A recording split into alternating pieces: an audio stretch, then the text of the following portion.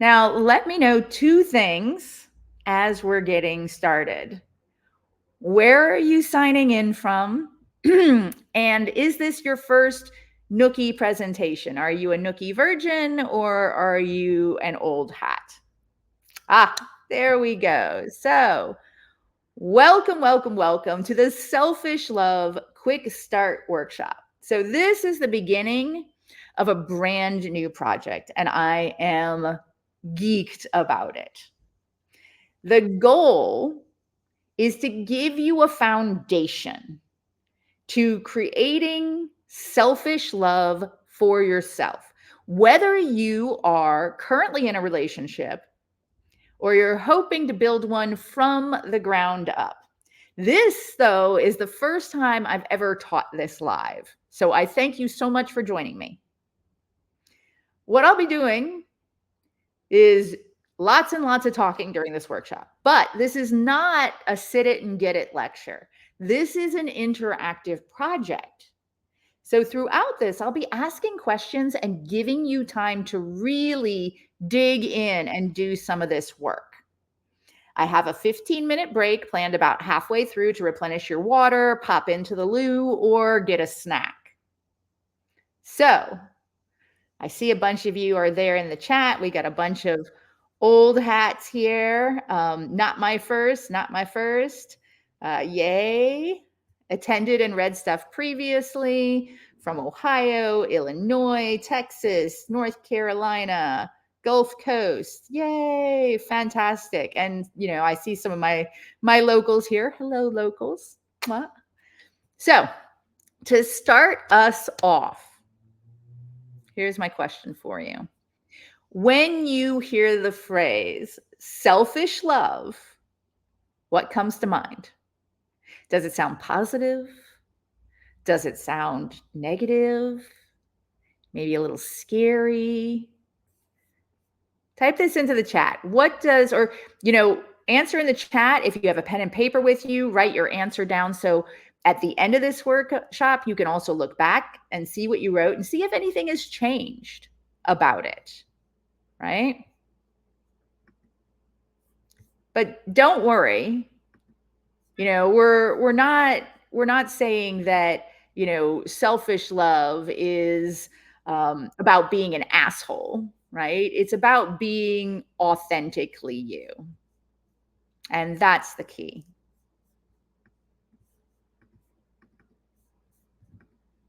Caretaking for yourself sounds like something I know nothing about. Selfish. Caretaking for yourself, like putting on your air first on a plane. You know what? That is exactly one of the metaphors I have. Caring for yourself when dealing with others. Shalimar says, these days it's a reminder to put our own needs on the list, not always above our partner's needs, but at least equal to. Yes. Selfish love does not equal selfish love. I've also been playing with the idea of self-full because I love that concept as well. And I use that in a couple of my books. But as M. Kate just said, it's like putting on your own oxygen mask first. You breathe easier when you do, and suddenly you're strong enough to help others breathe as well. Or think of it like learning to drive. You don't get on the road just to hand the wheel to every random stranger who hops in your car, right? This workshop is about you being the driver of your love life. And if you're always the passenger, no wonder you end up in towns you don't like because someone else is driving your damn car, right? So when you hear that metaphor, oxygen mask or taking the driver's seat, what clicks for you? Which one feels more true to your life right now? Or what's your metaphor? If you have one, if you've made one up that really resonates for you and you're willing to share it. Maybe Maybe you prefer the idea of building your own plate at the buffet instead of eating scraps from someone else's tray, right? Both.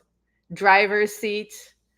Yep, that's the analogy Ryan says. I used to describe this class as well. The airplane oxygen mask. Yeah. Gab says, I'm wandering towards being selfish and not shrinking. Yes, I love that. AT, amen. I am the feast alone. Hallelujah. Driver's seat feels more real here. And see, this is what I think is so wonderful about the idea of selfish love is that we all resonate to different aspects of putting ourselves before others. Shalimar specifically said, when to put myself first, sometimes to put myself after my partner, but always having that in mind and making sure I at least get on the priority list, right? And if some of you got the chance to watch how being a selfish shit got me a love life beyond my wildest imagination, which I posted up yesterday for y'all, and I will post in the replay resources. That also goes through and really digs down into how I see selfishness also paying attention to my partner's needs, right? So I think it's important to understand how we choose selfishness over for other people, doing things for other people, and why we make those choices. So, for example, when one of the things that makes us happy and fulfills us is seeing our partners happy, being selfish is not a bad thing, right? It's when we're constantly making others happy at our own expense that it becomes a challenge. M Censor, I like the ish part, not absolute rules, but flexible priorities. That's key, absolutely. And Ryan says, as John Donne once said, it's a balance of a few axioms. As John Donne once said, no man is an island, but at the same time, we are each our own protagonist of our story. Yes. Yes. So here's a question for you. Again, write it down, put it in the chat. When in the past have you handed the wheel to someone else in your relationships? Right? When have you let somebody else decide the pacing of your relationship, the intimacy of your relationship, the boundaries or the rules of your relationships? If you can come up with one, AT, coming in hot always, right? If you can come up with one example every time, always, okay. Yeah, okay. So we've got a lot of good work to do here. So for me, I can tell you that in my marriage, I'll tell you a little bit more about my marriage later, but I let my husband decide what socializing we did and who we invited into our home. And like, even now looking back at that, I'm like, what the fuck was I even thinking? M. Kate says, a lot. I bend over backwards to be accommodating. So let's imagine, one of these things. Celine says, hearing you say that makes me think of all the times I gave up my own personal power when I didn't know better. Hello. We are practically giving up personal power anonymous here, right? This is a support group. We have all done this at one point or another. Like, nobody has ever not done this. However, some of us have made a lifestyle choice of it, a habit of it, a personality of it, I'm a recovering people pleaser, right? So the question that comes on the heels of that one, though, is if you take one of those examples, one example that popped into your head, right? And flip it, what could it have looked like if you were in the driver's seat in that moment? Hmm? And for me, this is an easy answer because I have that with my partner. Now, when I want to invite people over to the house, I say to my partner, hey, I'm inviting so and so over. You're welcome to join us, like for dinner, or not as you see fit. And he is able to choose to engage or not engage as he sees fit. So this is selfish. I am choosing what I want, and I am offering him to opt in. So we have a balanced, consensual, and healthy relationship, right? AT says balance. Celine says recovering is the correct term. Gav says the relationship could still exist as it did in the good parts. Jojo says would have realized earlier on that it wasn't a good fit for me. See, ooh, that is so powerful, right? Because when you start doing the things that are important to you and they're not a good fit for whatever relationship or partner you have, finding that out early on is nice. Natasha says, I would have set a firmer boundary about how deep I wanted the relationship to get. Yes. M. Kate, I also want to support my live-in mates' wants that don't align with my wants outside our relationship because they bend over backwards to put my needs first. Absolutely. And this is a key, right? Because being selfish is about the fact that you also prioritize happiness in the people around you, right? You don't prioritize it above yours, but some of your happiness comes from their happiness. A big portion of your happiness comes from the fit that the two of you create together, or the three of you, or the 12 of you, or however many people. Doesn't matter to me, right? Doesn't matter to me. So, who am I to be teaching this? Really? Most of you know me. Hi, I'm Heather. Most people call me Nookie. And if my nickname makes you giggle, you've come to the right place. If you've clutched pearls, well, this could be a challenge because I have a sailor's mouth sometimes. My pronouns are she, her, and I write books about love, sex, and romance for people of all genders, relationship statuses, orientations, and more. I teach workshops like this. I am honored to mentor people one-on-one to create lives full of love and connection.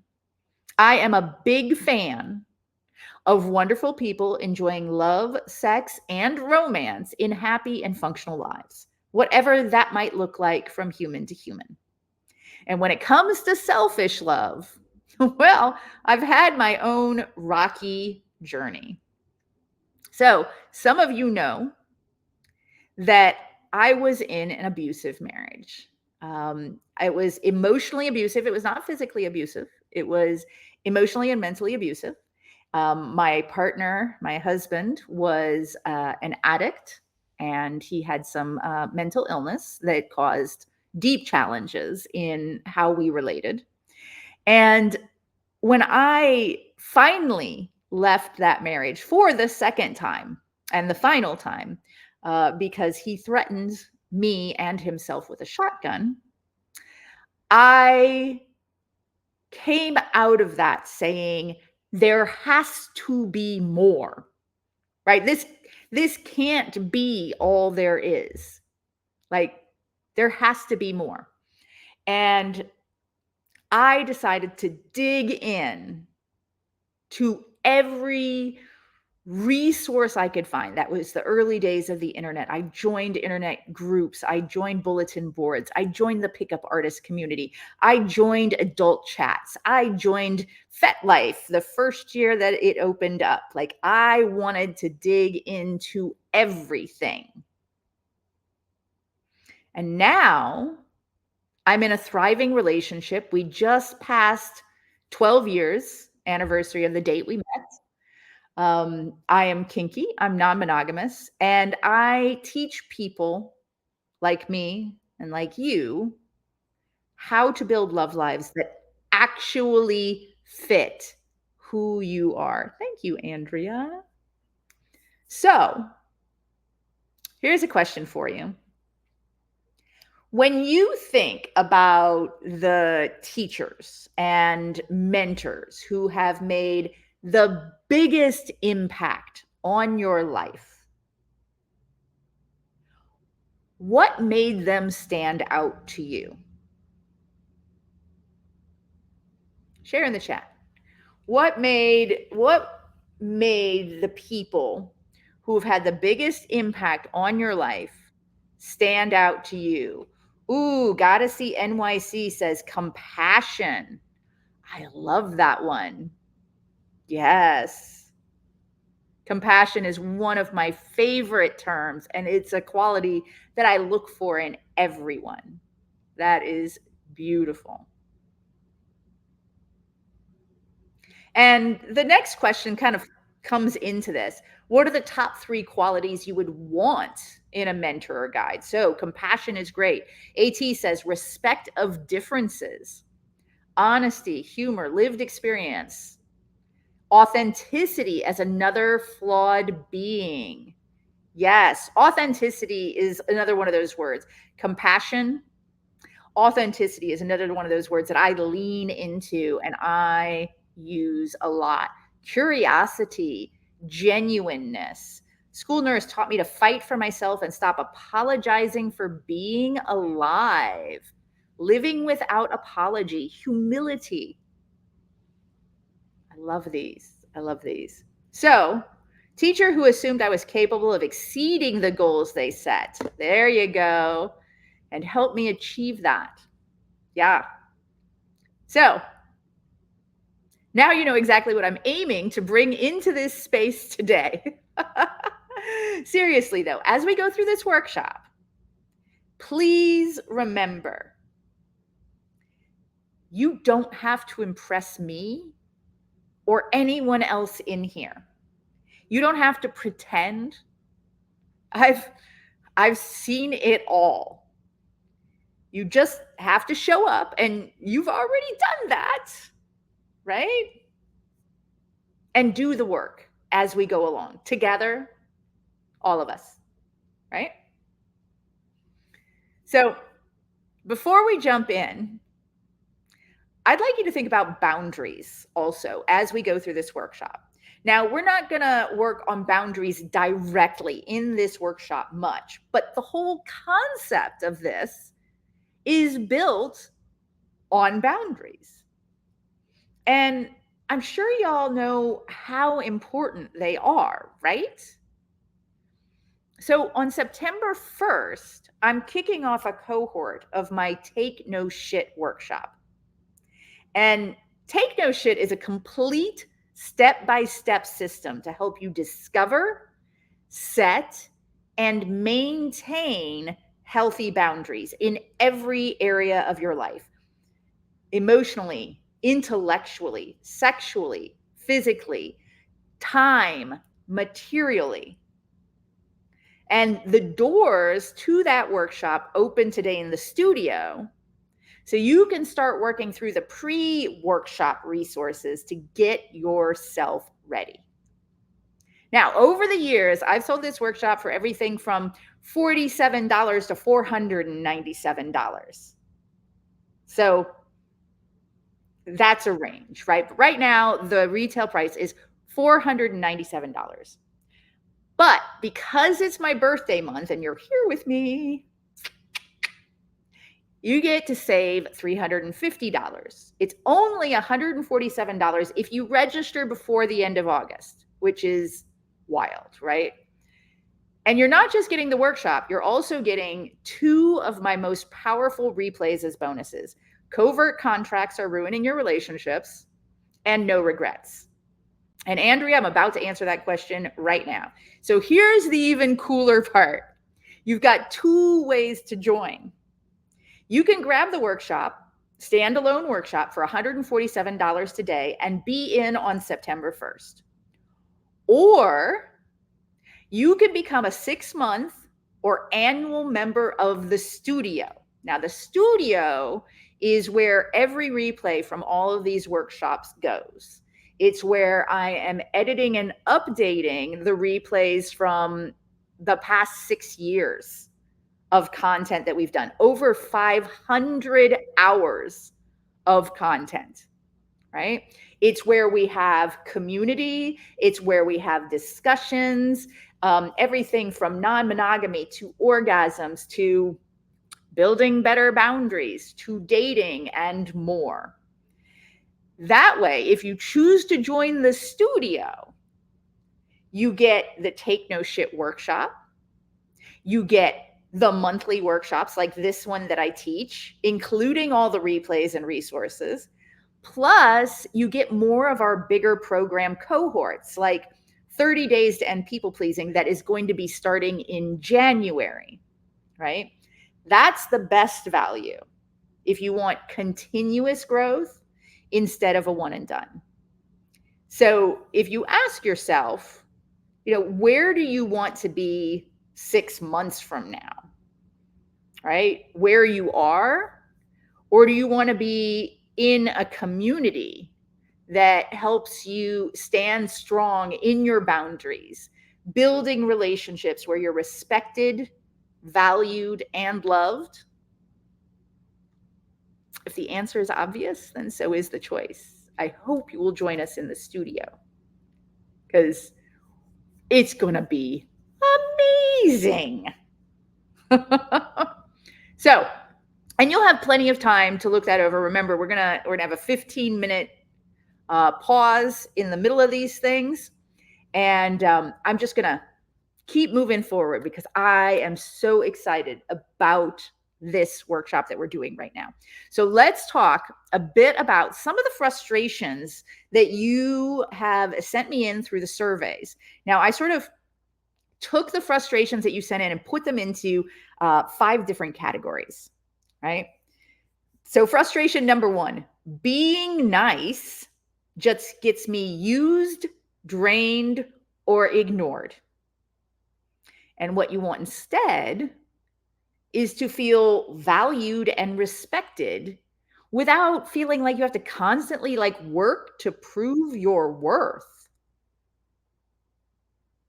Yeah. Frustration, giving everything in relationships and it's never enough, right? What you want instead is a partner who reciprocates, where effort flows both ways.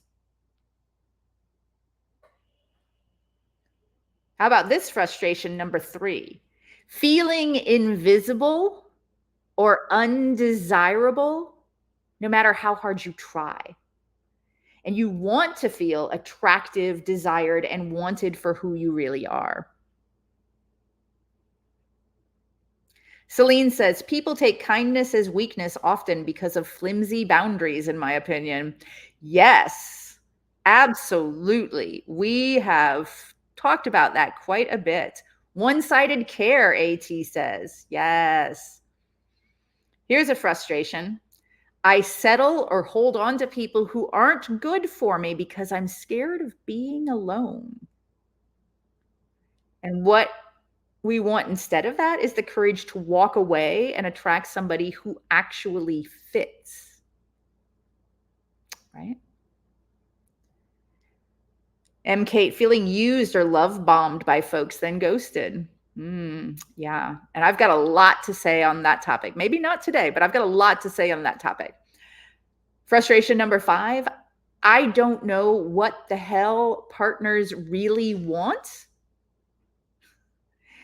And what I want instead is clarity, confidence, and a plan that makes relationships fun again. Honey Bun says, I relate to feeling alone and accepting less. Yeah. So here's your activity.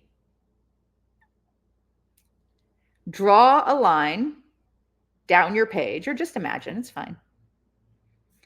If you didn't decide that you were going to be taking notes and journaling through this, but if you are, draw a line down the page. On the left, list your top frustration. On the right,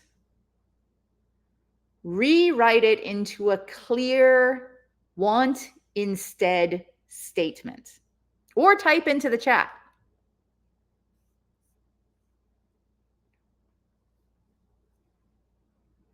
So for me, this is a story I tell sometimes. When the moment that I recognized that my previous relationship, my primary relationship prior to the one I'm in now, the moment I realized it was over, and this was the one after my marriage. So I had my marriage, then I had this one, and those two together took up a little over 20 years of my life. Yeah. And the moment I realized that it was not a fit for me was when we were in the car and he did something. I don't even remember what he did. What he did doesn't matter. He did something and I got upset. I'm like, would you please stop doing that? And he's like, well, you don't have to get so upset.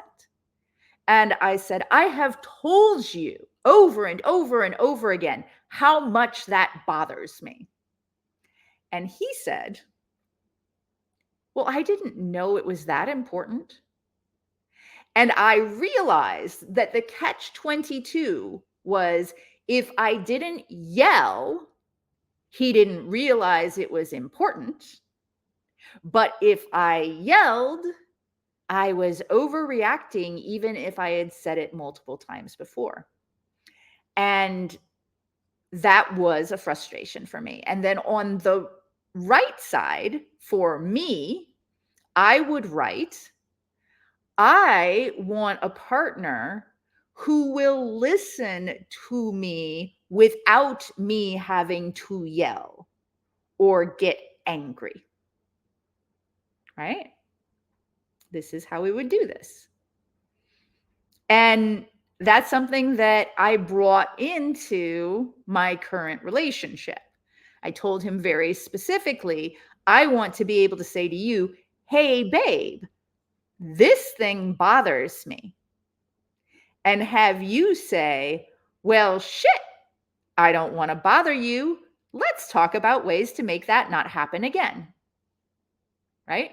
Because that is how I approach things that bother people. Right?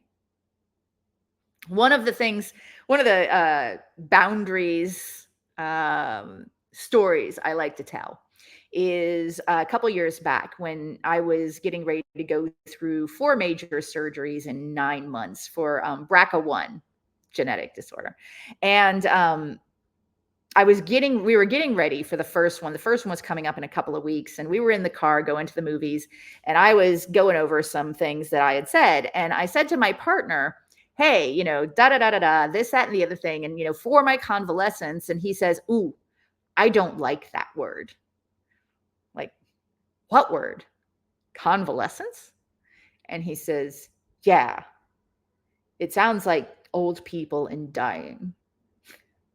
Now, those of you who know how much I love words can probably imagine that the temptation was strong to Google define convalescence and point out to him that it does not include dying or old people in the definition. But I am a better person than that, at least some of the time. And so instead, I said, okay, babe, I won't use that word again.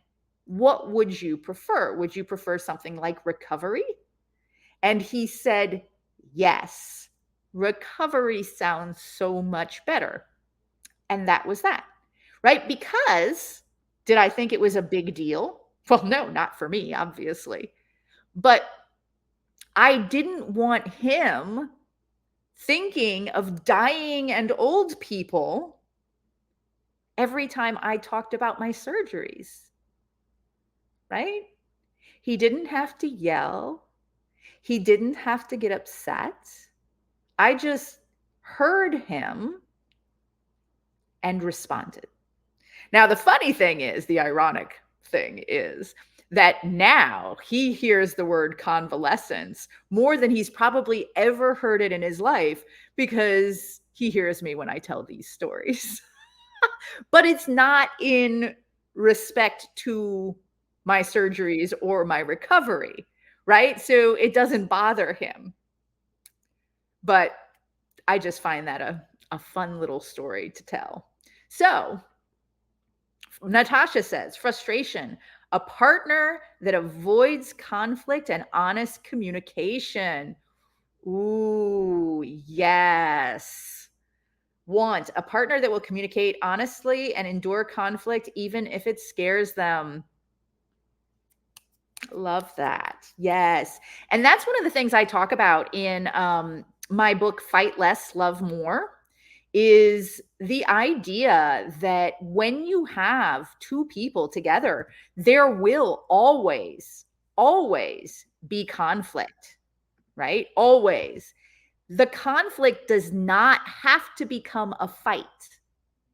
Now, I put a link to the book, Fight Less, Love More, on Amazon in the chat. However, before you click on that, understand that if you are a member of the studio, it's in there. You get to download it. You get to listen to it. You can either listen to it on audio or you can download it in EPUB format.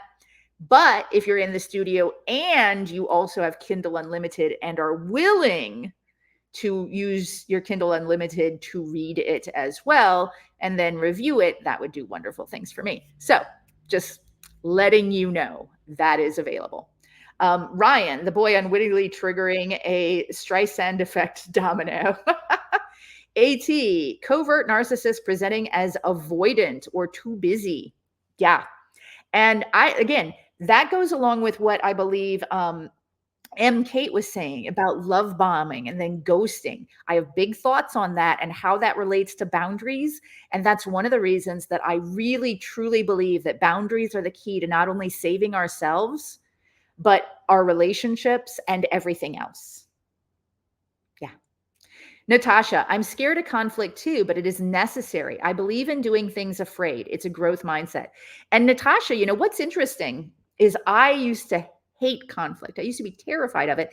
And I realized after a while that it was because I was with people who always made conflict into a fight.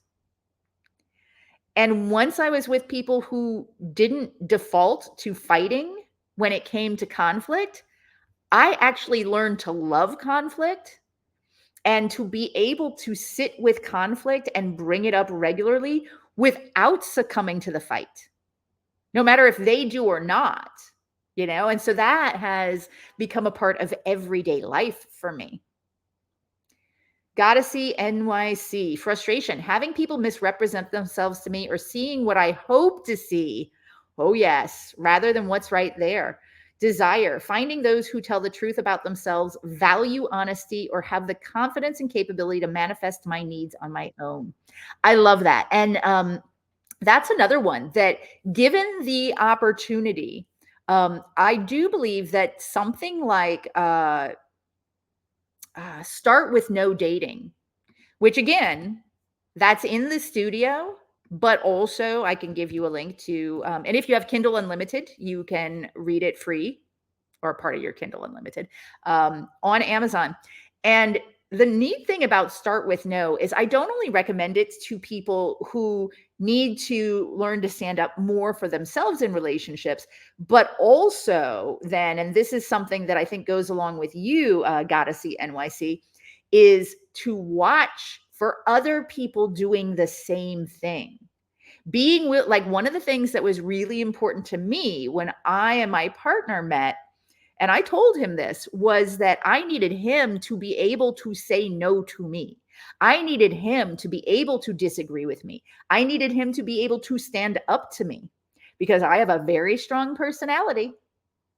In fact, when Celine first asked me to run a venue, a kink venue with her, I said no. And she'll tell you the reason I said no is because I knew I have a very strong personality and I could bulldoze over her if I needed to. And I wasn't going to get into that kind of, situation with her. Instead, what I did is I let her beg me for a couple of weeks. And then I said, okay, we'll bring on a third that will help make decisions. And that way, theoretically, the two of you could outvote me on topics. So, Jojo, frustration, giving too much and not being reciprocated. Rewrite, I want a partner who wants me and to build with me the same as I want with them. Yeah, absolutely. M. Kate, that folks love my writing and want the FET M. Kate and edit themselves to be my perfect person. Yes, I absolutely know that 100%. People read my writings and they come to me thinking that they know who I am. Like, even if they went through all 1,400 plus writings, they wouldn't know exactly who I am. And they obviously don't understand that I don't want somebody who molds themselves to me, right? But are so fake and don't like the me they meet. Yeah. People have a tendency to build up ideas in their head of who somebody is and try to people please that person. Right? And it doesn't work. It doesn't work when we do it. It doesn't work when they do it to us. Natasha, defensiveness. Ugh. Yeah. A trigger for me, but can work through it if they're willing. Same. Ryan, Miss Nookie recommends bringing in a third. You heard it here first. Absolutely. But only in certain situations and when both other people are consenting. So here's one for you. Just in a couple of words, choose one of the frustrations that somebody else shared. Like, oh yeah, that too. That hits home for you. And put that in the chat. Right? What did other people say? That like, oh yeah, that one.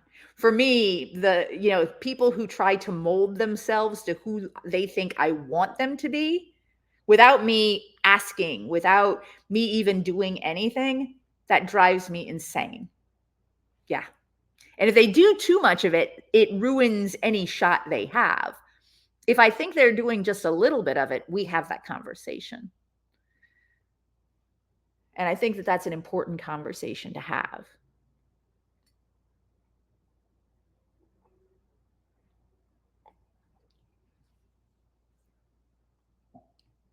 Let's see what you're writing here. Not being reciprocated and assuming I'm not enough. Yeah. Yeah. And the funny thing is that it's not that you're even assuming that you're not enough. It's that you've been given the message over and over and over again in your life by people who love you, who believed they weren't enough, and so taught you that you have to perform all of these things in order to be enough. Yeah. Andrea says, ditto that. Got to see NYC defensiveness. Current partner's tendency here is insufferable. I understand that. That bit in your intro video about performative relationships being exhausting is from, yes. Oh, yeah. Simply Shalimar. At Ryan, I mean, I joke all the time that my partners and I need a third to decide where to go for dinner. So I'm here for that advice. What was that one? Have you heard Chicken Tinder? Where you both get in there and you swipe on a bunch of restaurants, and then the one that you match on first, like you do it at the same time, and the one that you match on first, that's where you go for dinner tonight. Like, I'm not against this idea. Jojo, partner who won't communicate honestly. Just say what you think and let's not waste our time. Absolutely. Andrea says transactional. Natasha, being treated like I'm too much. Yeah. I hate conflict. One, not enough. Ooh, I feel everyone's can't pick one. Oh my goodness. Yes. So these are the shifts we're aiming for today, moving from frustration into action and intent. So, the first step to creating a selfish love, some of you know this one because you were a part of the early lessons and a part of the summary, is to stop being so goddamn nice. Nice is what's gotten you where you are now. And while it's possible that someone somewhere fell in love with someone else because they were just so freaking nice, it's not very probable. And frankly, as we said earlier, being nice is exhausting. Being nice in relationships isn't kindness, it's compliance. It's self erasure. It's rejectile dysfunction, bending over backwards, sideways, and upside down just to avoid a hint of disapproval. MK says, I feel this is directed at me, LOL, or it should be. I think that a lot of people can really resonate with this one. When nice runs the show, you train people to treat you like a doormat. Yeah. The truth, the deep, fundamental truth here. Kindness is healthy. Nice is manipulative. Nice is what you do when you're hoping for approval, not when you're acting from respect and self-respect.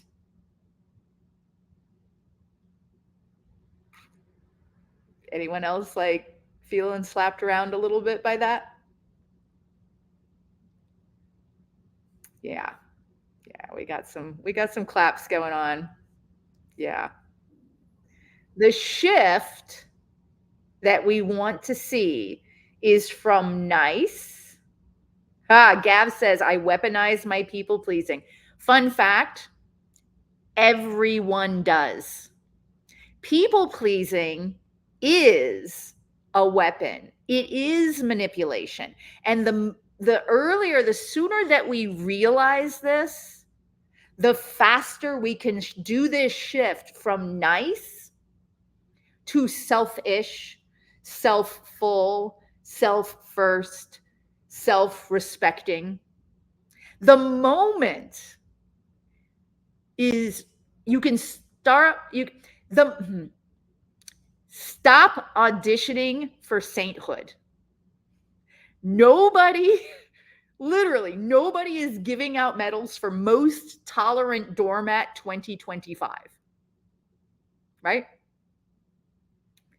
The challenge with being nice is that it's externally motivated and defined. Someone else gets to say, wow, that's not nice. And they're right for them. They're saying that they are not experiencing you as pleasant, agreeable, or satisfactory, which is the dictionary definition, by the way. That's their experience, and it's valid. But is your goal in life to be satisfactory to someone? Gosh, I hope not.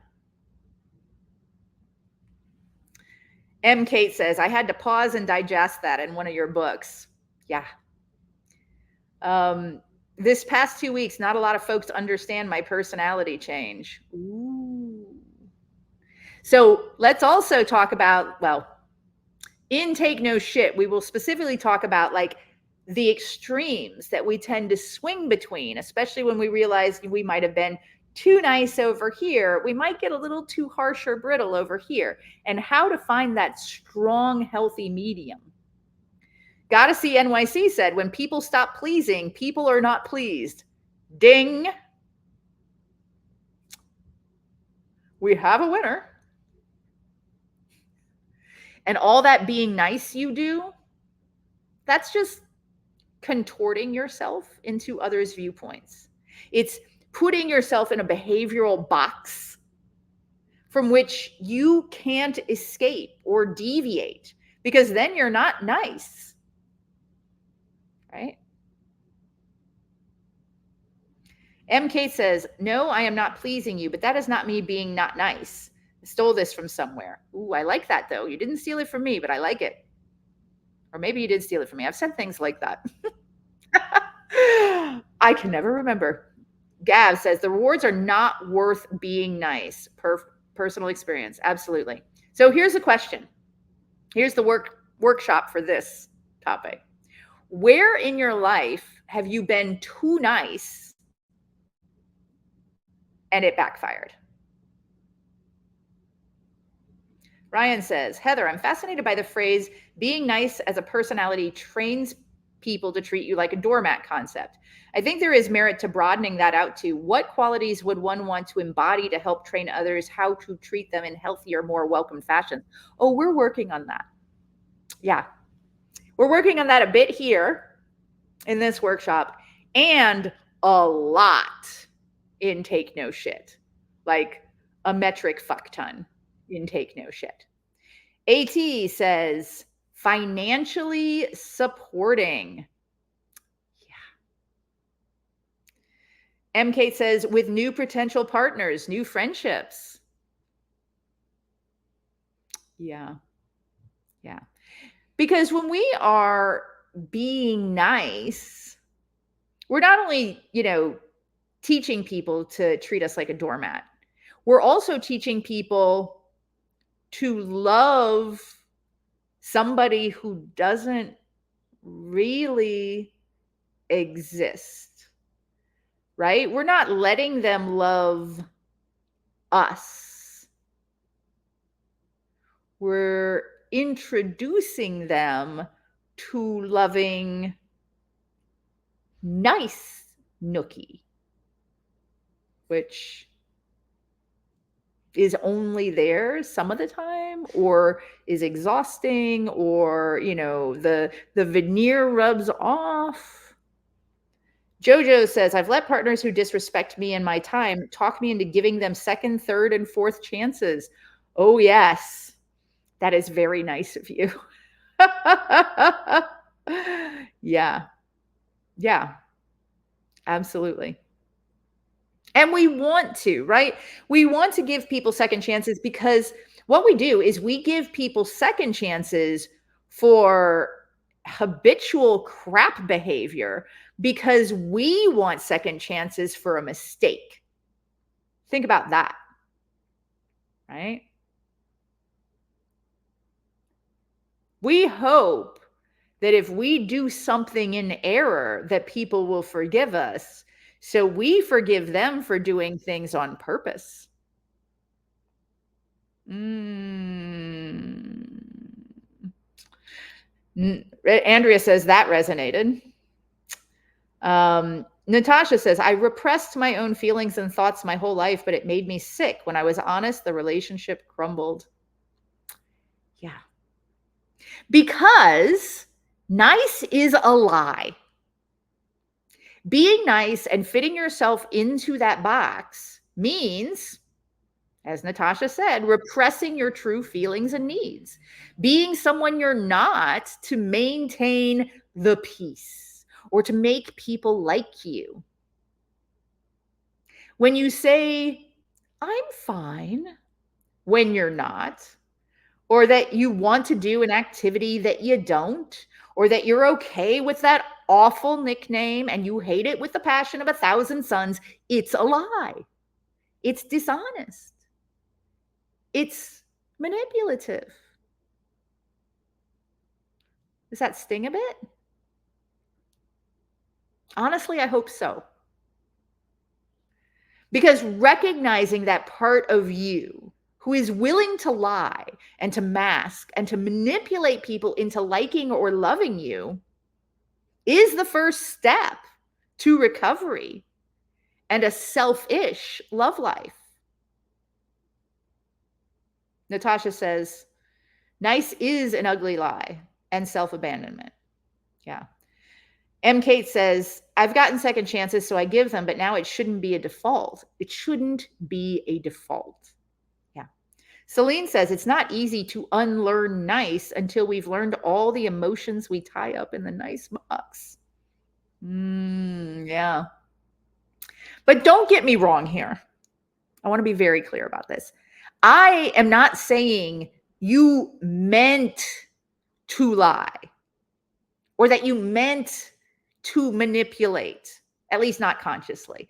I say that all manipulation is intended, but not consciously intended. You learned this. You learned if you do this thing, you're more likely to get that thing, right? Somewhere in your past, and you do it. You don't do it on purpose. You don't say, I'm going to lie to this person so that, they're going to continue. You don't do that, right? You're a better person than that, which is why you're here, right? You want to love and be loved deeply and passionately. And you've done what you've been told will make that more likely, what you've been rewarded for. And speaking of what you've been told, the people who told you that are just wrong. Wrong.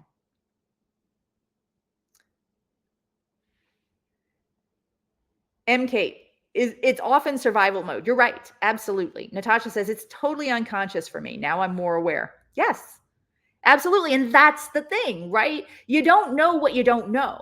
Forgive yourself. You can't know what you don't know, right? But when you do know it, and you can also think about it and look at other people that you've been in relationships with and how they did the nice or how they did the manipulation. And you can look at them and you can think, you know what? I bet they weren't being malicious or malevolent. They were just doing over and over and over again, JoJo, for example, what gets them what they want. Do you think they're trying to hurt you? No, probably not. They're just living their life trying to get what they want.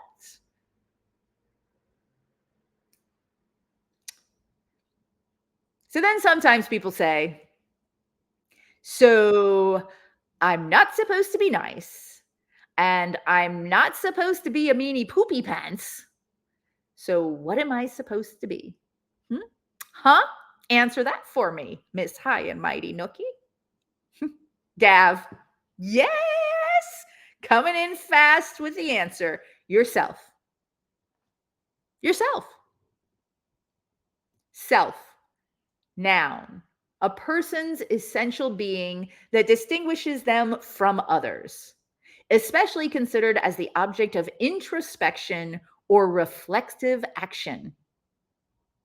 Yourself is the core of selfish love. There you go. Honeybun says, fear of abandonment keeps me being nice, probably to the wrong people. Oh, yeah, absolutely. You're going to be nice to the wrong people, but you're also going to be nice to the right people. And that's going to keep them from knowing exactly who you are and what you want. Think about that. Yeah. Because buried under all that niceness and probably quite a bit of resentment and exhaustion and frustration is the you who longs to give and receive love, who is kind and compassionate and probably quite a bit knocked about, bruised, and hurt in all the tender places, right? That's who we're looking for. Hold on. AT says they lost sound. Did anyone else lose sound? Can anyone hear me?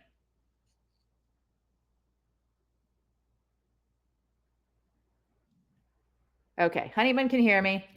So AT, try refreshing.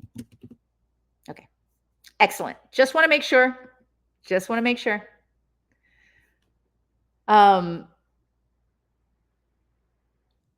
That compassionate and kind and authentic person, that's who we're looking for.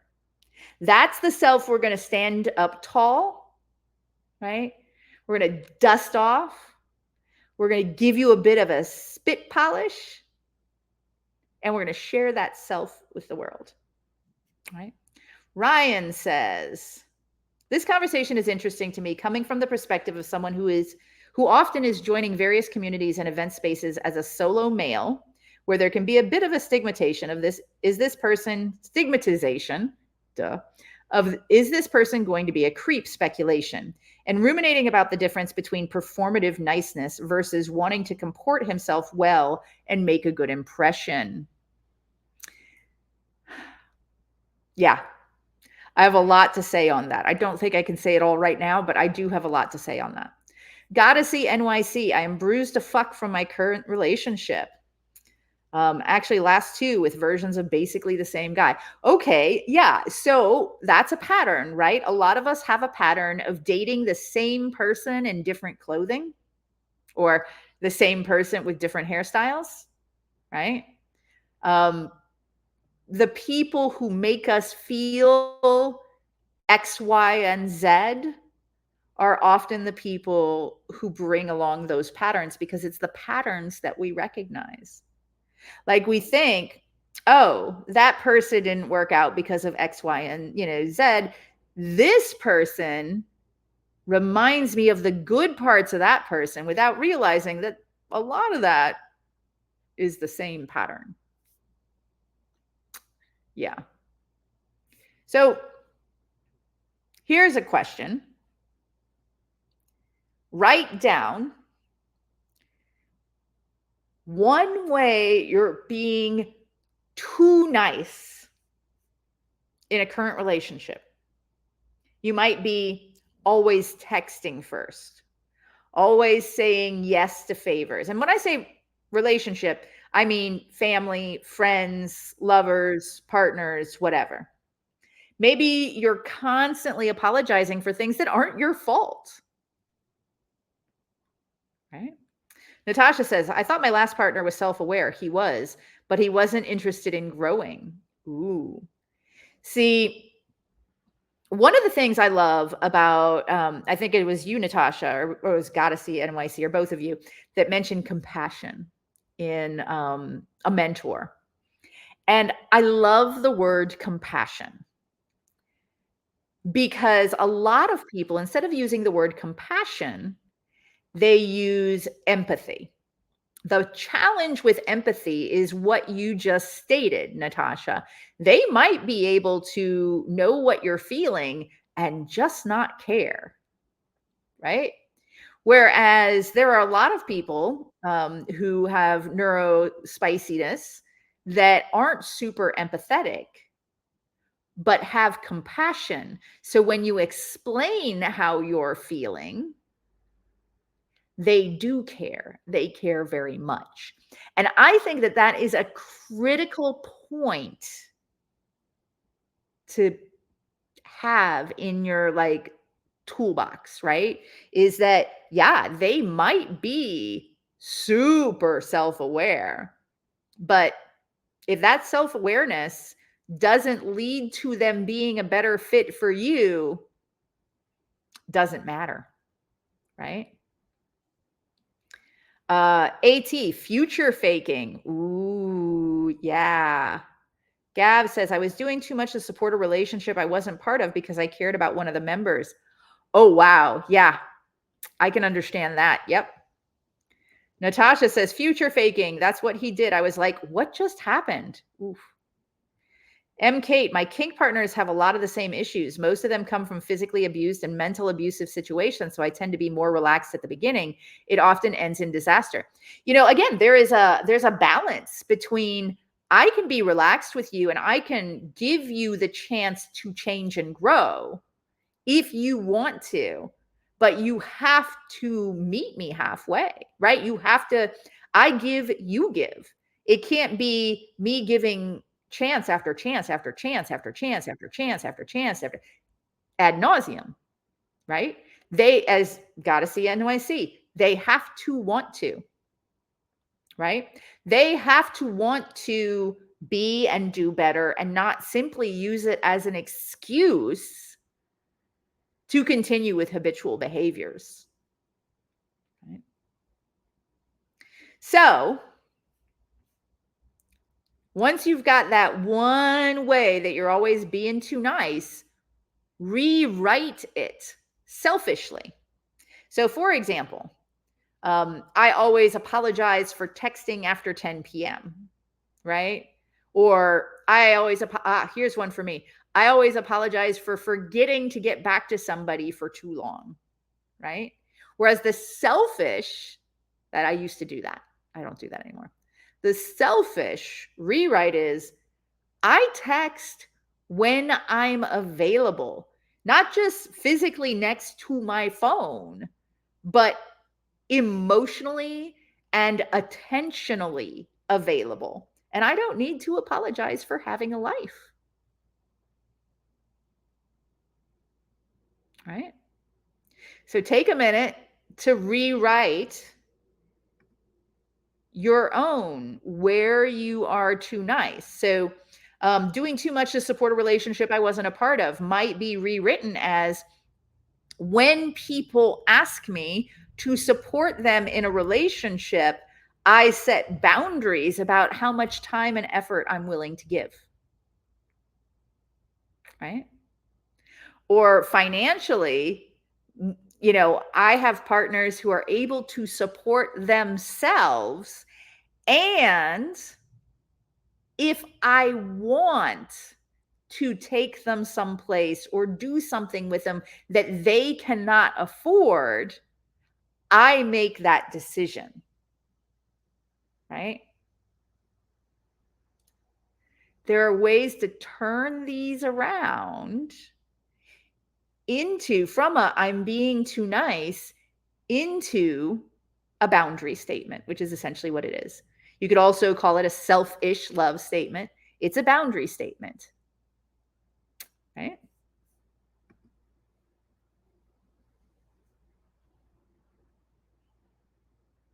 Okay, so we're going to start talking about the 4 facets, the foundations of selfish love.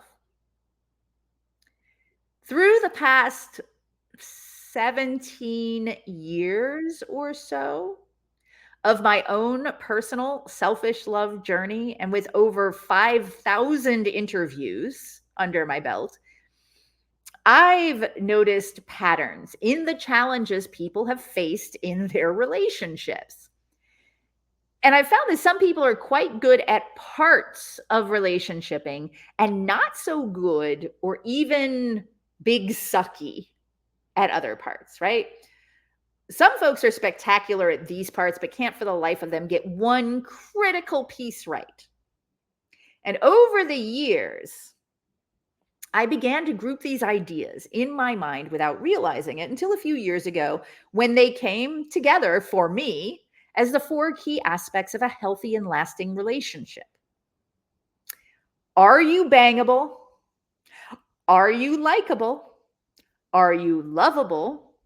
And are you sustainable? Now, if you've been reading or following me for a while, you may have noticed that I sometimes write the order just like that, or talk about the order just like that. And I sometimes put bangable in last place. Now, if you haven't noticed yet, you probably will. And there's a good reason for that. It's because being bangable, I love saying that, is what I call a pivot item. It can be both the least intimate, and therefore the first item on the list, and the most intimate, and therefore the last item on the list, right? It can also be, for many people, entirely optional or undesirable. So before we dig into the 4 foundations and what each of these represent and how they make up your selfish love, just from hearing those right now, which one do you think you're strongest in? And which one do you think needs the most work? Bangable, likable, lovable, sustainable. Which do you think you're strongest in? Which do you think needs the most work?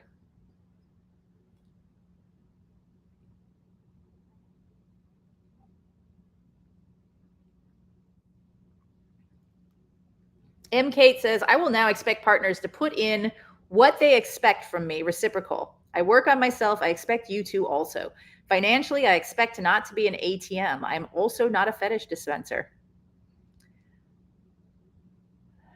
M. Kate, bangable and sustainable. Yeah. Gab says, sustainable may be strongest. Lovable and likable are toss-ups for weakest. You see, this is going to be really cool because you're going to see that people have different perspectives on this. Natasha says, I am lovable, but sustainable is hard.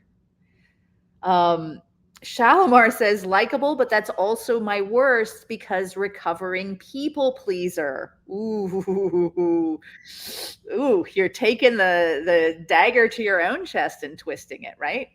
Gotta see NYC says, I'm super likable. Bangable had me feeling self-conscious walking around Stockholm in a flannel and jeans, and Stockholm is a pretty granola town. Honey Bun says, I'm bangable, but I'm not sure I'm likable. Jojo says, bangable strongest, lovable weak. Yeah. So, and again, look at these and think about this from the standpoint of, some people, especially like neurospicy people, can be really strong in likable, lovable, bangable, and then totally shit the bed on sustainable. Whereas other neurospicy people are really good at likable, lovable, and sustainable, but can't for the life of them figure out bangable, right? Like there's so many different combinations of these things. And understanding that for yourself also then leads to better understanding for others. So let's talk about what each of these 4 facets is. And we're going to start with bangable. Now, how many of you made it to the Get Bangable, the Ethically Bangable workshop that I just did with Plushie and Who's That Bear? Because that was a super fun workshop. Like I had so much fun with that. And it is up in the studio now, edited, and both parts are up in the studio. And on top of that, I also have edited up in that same section as a resource, Who's That Bear's presentation that he did for us 2 or 3 years ago, maybe, when he did How to Plan an Orgy, right? It also in the resources includes my book, Next Stop O-Town, which is all about orgasmic pleasure and understanding how your pleasure happens in your body and how to have more of it and better and so on and so forth. So there's a lot that came out of that. But let's talk. Natasha says, I made it to the first part. I know Jojo made it to part of it. I know Ryan was there. Honey Bun made it to part of it. Bangable. Oh, Simply Shalimar. When I pull it up in the studio, only part 1 shows. I can put that in email for later reference. Please do. It might be that part 2 is edited and it's just not live yet. Still getting used to this whole new system, but yes. Bangable. Bangable is when people want to sexy up with you. This can be partially physical appearance, but for most people, it's more personality and demeanor. And I've been challenged more than a few times about even including bangable in these 4 facets. People have told me it's superficial. It is sometimes. But I disagree that superficial is inherently bad or wrong. And it's often not superficial at all, but the deepest, most intimate aspect of our relationships that we can experience. People have accused me of glorifying sex. Guilty. To me, sex is glorious when it's a collaborative and mutually pleasurable experience for 2 consenting adults. I cannot speak highly enough about its power to restore mind and body balance for some people. Hi, it's me. I'm some people. People have also said that being bangable is totally subjective. And you know what? They're right. My reply to that is, if the number of people in your life who are thrilled to bang you or want to bang you is at a comfortable place for you, you're bangable. For you.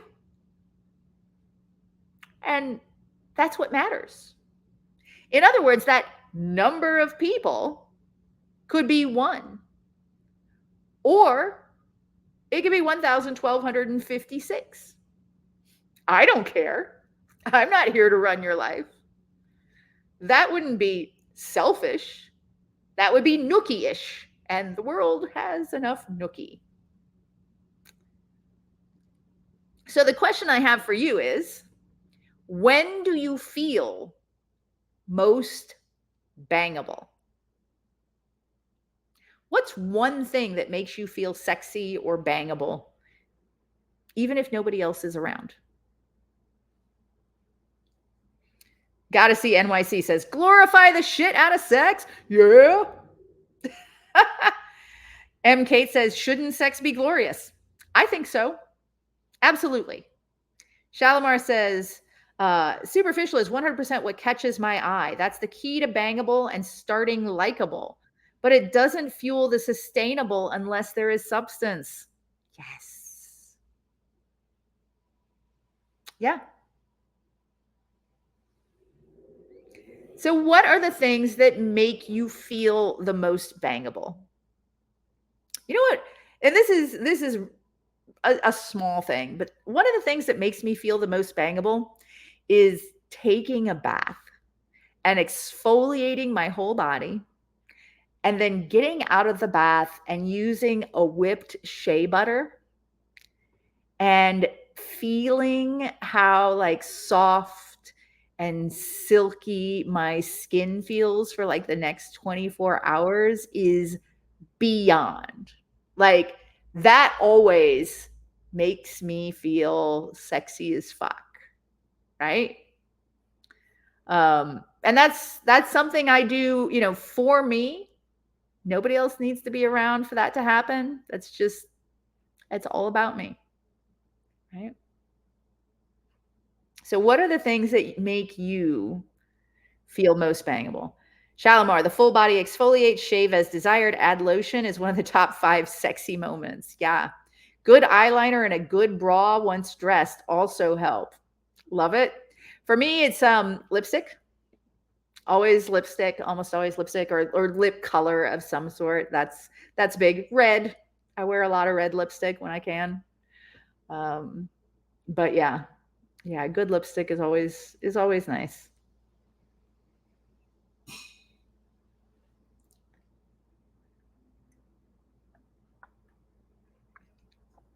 And again, I ask these questions partially so that you can get a feel for what other people are saying. Jojo says wearing sexy lingerie, dressing up, taking sexy pictures, watching people look at me.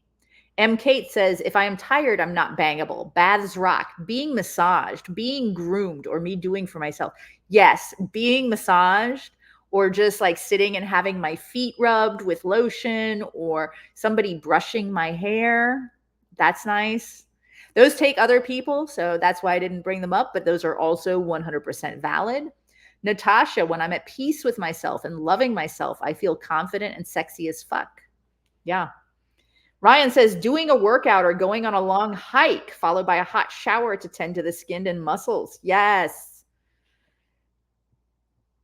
Gotta see NYC says I like going to kink parties dolled up and ready to flog.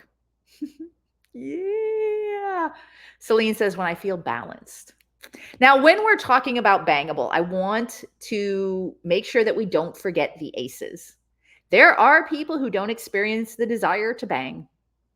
There's a wide spectrum of how this shows up too, from no desire but enjoyment to no desire, no enjoyment to take it or leave it, and all the various shades in between. Now, you may want to be bangable. You may not care less. This is optional. Yeah, it is. Wanting to be or not be bangable is never a right or wrong answer. Each person has the right to choose for themselves. And knowing how you feel about bangability matters because your best fit partners will want or not want to be bangable in their own ways. And building a relationship requires accepting and collaborating on each of your preferences. Right? Ryan says, I also overhauled, upgraded plenty of my wardrobe earlier this year. That exercise has me feeling more bangable. Love that. Yes. M. Kate, if you want sex, chat, and massage does it. If you want sex, chat and massage does it for me almost always. But I have to have relationship. Demi. That's nice. Yeah. See? It's different for everyone. Gab says being bangable could just be being open to the intimacy you're comfortable with. Absolutely. Yeah. M. Kate, I love seeing everyone's answers. Yay. And that's one of the reasons that I really like the idea of workshopping this, because then we all get to kind of learn from and inspire each other. So, what makes you bangable? And I don't mean things like getting a spray tan or posing with a dead fish, right? Seriously. Seriously though, it's hard to say what makes you bangable, right? Because I don't know you. But I can give you some common themes of bangability to mull over. We're going to start super obvious and get that out of the way. Physical attractiveness. If you are conventionally attractive, you will be bangable to a certain segment of the population, nothing else required. This is that superficial that I was accused of, and it is superficial. But really, who cares? Sure, it can sting to feel like people don't want to bang you because of how you look. But if you turn it around and ask yourself if you want to bang people who only care about your looks, you'll probably put it into perspective. And if you do, and it's important to you, like there's this guy who commented on one of my writings recently, and I'm going to take that comment and the conversation that we had and put it into the resources for this replay. Because he said, well, what if I just want to get banged? Well, freaking figure out what will make that glow up happen and do it.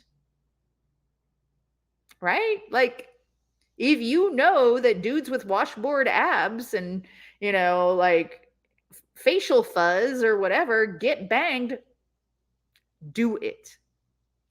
Here's the thing though. Conventional attractiveness can also work against you. Yeah, truly. In two ways. One, some people don't trust or feel comfortable around people who are too conventionally attractive. Fairly or not, they may not want to get entangled with a pretty face, someone who looks too smooth, or, and I've said this one before, look like they spend hours in front of a mirror. And then, if I wanted to put it a little bit more rudely, look like they spend more time in front of a mirror than they will between my legs. Right? Two, people are intimidated by people they are deeply attracted to and often won't even make their move. According to OkCupid, in the past, before they were bought by Match.com, people who were conventionally attractive got far fewer matches than people with a striking appearance. People who had distinctive features, unique looks, quirky aesthetics, these people got far more matches than the more generic good looks. Now, when talking about this, OkCupid mentioned big noses, riotously curly hair, tattoos, colorful clothing, gap-toothed smiles, and the like. Why? These people were not only seen as more approachable, but because they emphasized or showed off those things in their photos, they were seen as having more interesting personalities, all based on visual perception, right?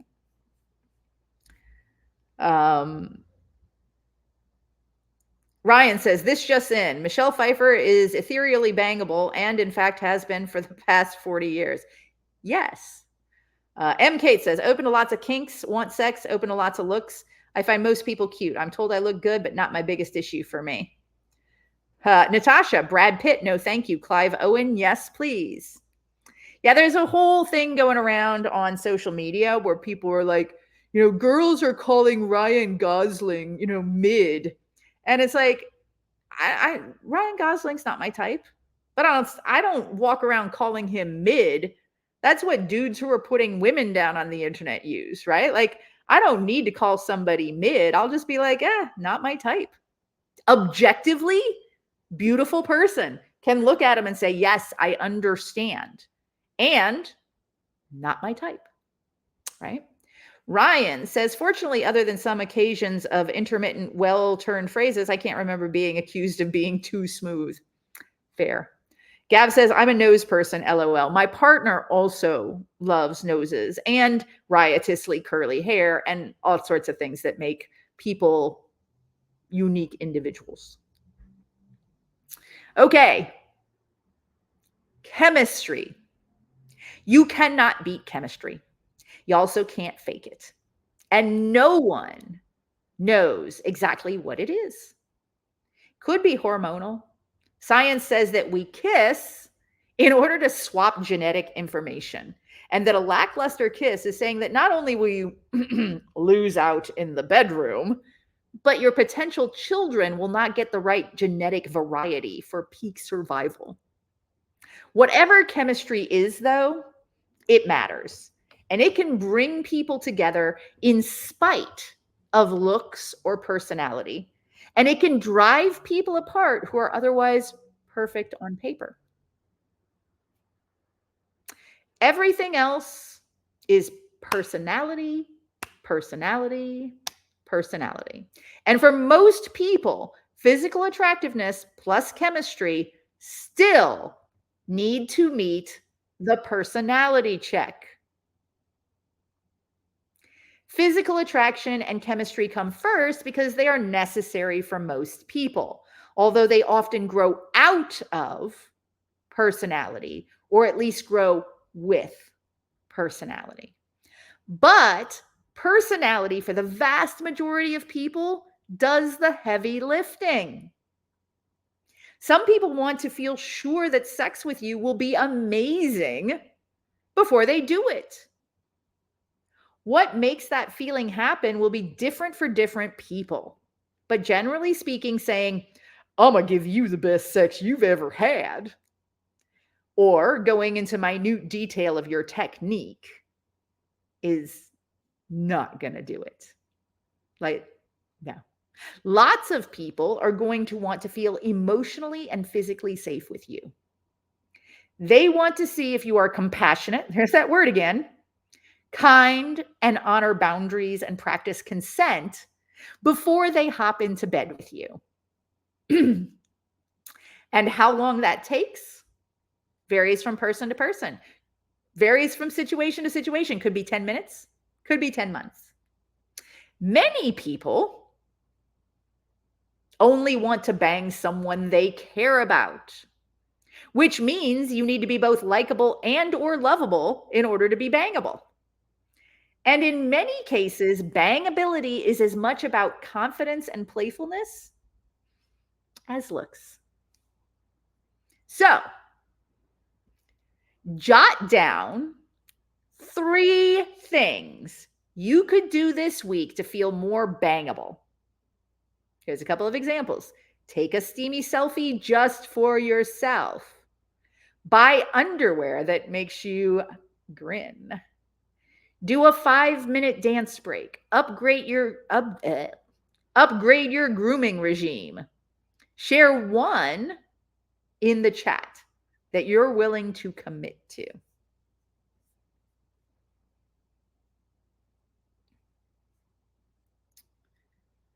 Ryan says, Natasha, Shania Twain.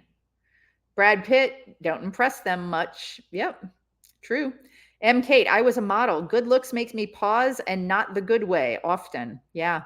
Celine said, perfect on paper. Yeah, Celine actually met a guy, felt perfect on paper, spent nights up late, all night talking to him, met him in person. There was zero chemistry. She was worried something was broken. Yeah. M. Kate, how you treat your waiter and tip. Yes. The waiter rule is huge. Natasha says, personality, vibe, it's so important.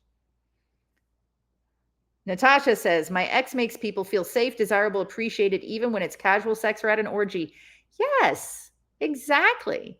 Gav says, spa evening at home. Yes. Andrea, sexy underwear. You gonna wear it to the swingler?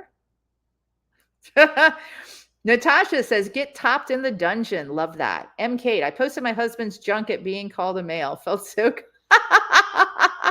That's lovely. Natasha, people love watching me seen, and I get so turned on by being a masochist in public. Ooh. Celine says, a bubble bath. Lovely. Andrea, yes, but not for long. So for those of you who are wondering what a swingler is, my birthday is at the end of this week, coming up on Friday. And our locals, a lot of us, will be joining us to help celebrate my birthday and celebrate themselves and, show off their sexy underwear and whatever. So that's what that was about. So I love all of this. Thank you so much, each one of you, for, committing to something. And we're going to move on to likable. And I'm going to start this one out with a question. So as I get going, I just want you to answer one word, maybe 2 at most. What is one thing people like about you that has nothing to do with romance or sex? Pop that into the chat. Because likable is when people like you and want to spend time with you, even when they're not banging you, trying to mac on your friends, or borrowing your car. Because time with you just makes their lives better. Of course, no one is going to be liked by everyone. Not even me, and I'm verifiably fantastic. So when I talk about being likable, what do I mean if it's not a universal thing? As I said in the last lesson, being bangable, likable, lovable, and sustainable is about the number of people in your life who are thrilled to bang, like, love, or sustain with you, or want to bang, like, love, or sustain with you, is at a comfortable place for you. You are bangable, likable, lovable, or sustainable for you. And that's what matters. And if not, it's not because you are not those things or not worthy of those things, but because you haven't found the best way to communicate yourself to the people that matter. And that takes understanding who you are, what your biggest challenges are, and using tools that work for you to make connections more authentic and smoother. And it takes having good boundaries and choosing the people in your life who are willing to also do the work to co-create amazing relationships. Now, some of you are going to feel like you've got this locked down tight. You got Riz. Others are nervous even thinking about the topic. Wherever you are on that spectrum, it's cool. No matter how awesomely likable you are, you can always improve. So AT says sense of humor. Natasha says sense of humor and the way I laugh. Gav says safe space. MK, tabletop gaming. Goddessy, good listener. William, calm. Shalimar, logic through problems. Andrea, compassion, making people feel included and comfortable. Celine, authenticity in my interactions with them. Andrea again, not pretentious, authentic. M. Kate, nervous.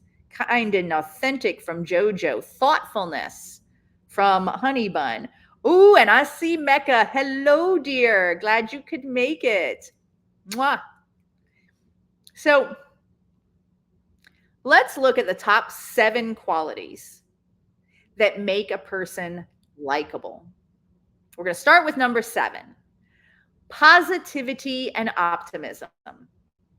Maintaining a positive attitude and outlook on life can make someone more likable.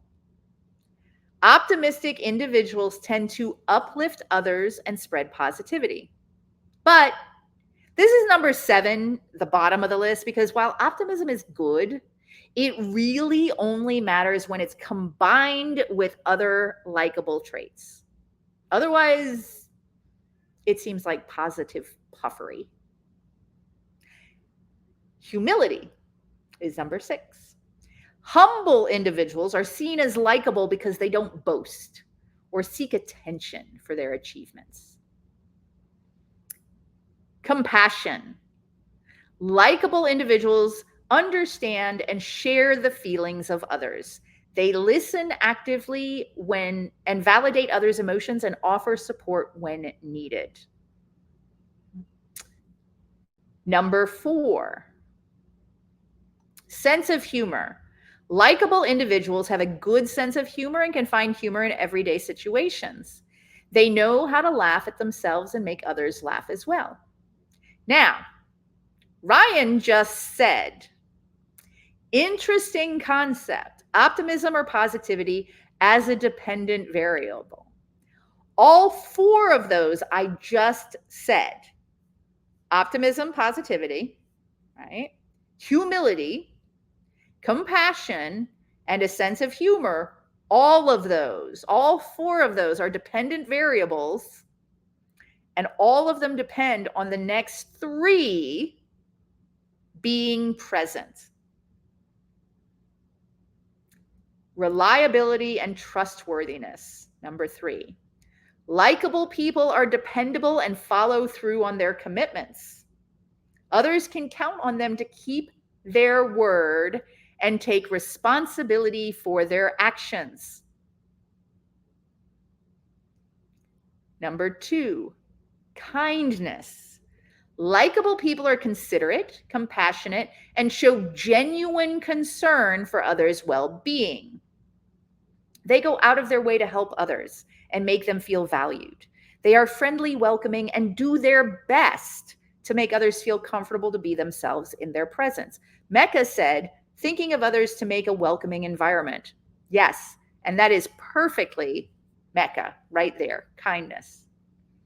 And number 1, likable people own their weird. I think it was M. Sensor that said earlier about mentors, people who are honest about being flawed humans like everybody else, right? Own your weird. Likable people are true to themselves and honest with others. They don't put on a facade or try to be someone they're not, which builds trust and respect. People appreciate sincerity. They're drawn to those who are true to themselves. And if we look at this in a very simplified manner, being likable, really truly likable, is the opposite of pretending and performing. Now, a year and a half ago or so, maybe, as I was, promoting something I was doing, my coaching, maybe, which is how Mecca found me. Somebody said to me, I'm concerned that the content of Be Likable is going to be about how to twist yourself to be more acceptable or mask to more people. That is the opposite of what I believe is likable. That's the opposite of how I mentor. That's the opposite of what I teach. Remember what I said about being nice. People lie and manipulate others to avoid the pain of rejection. And it may take a while, but people often sense what's happening. They know that someone is disingenuous, even if they can't offer hard proof. And they start to distrust and distance themselves without even being able to say for sure why. Or sometimes they won't even admit it. But it's a vicious cycle that can only be broken with awareness and intention and owning your weird, right? And being kind and being reliable and trustworthy. So, next one. Make a list of 5 things that make you likable that maybe you don't always share with other people. And then share one in the chat that lights you up the most and commit to bringing that to the table more often in your connections. Ryan says, I think you've mentioned this in other talks and writings, but would you like to share your perspective on the difference between nice and kind? I think I have done that at the beginning of this when I was talking about nice is manipulative. And kind is something that comes from something that fills you up to do.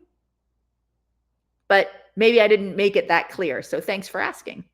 I'm personally interested because I think a lot of people use adjectives like those interchangeably, but as you highlight, they are not the same. Correct. So nice is performative and kind is something you do because it feels good to you to do it for other people. Gotta see NYC. Oh my God, this is explaining the disillusion of the current relationship. Partner gaslit me, can't connect to emotions, and masks heavily. Now I can't even sleep in the same bed with him. Zero bangability. Yeah. Yeah.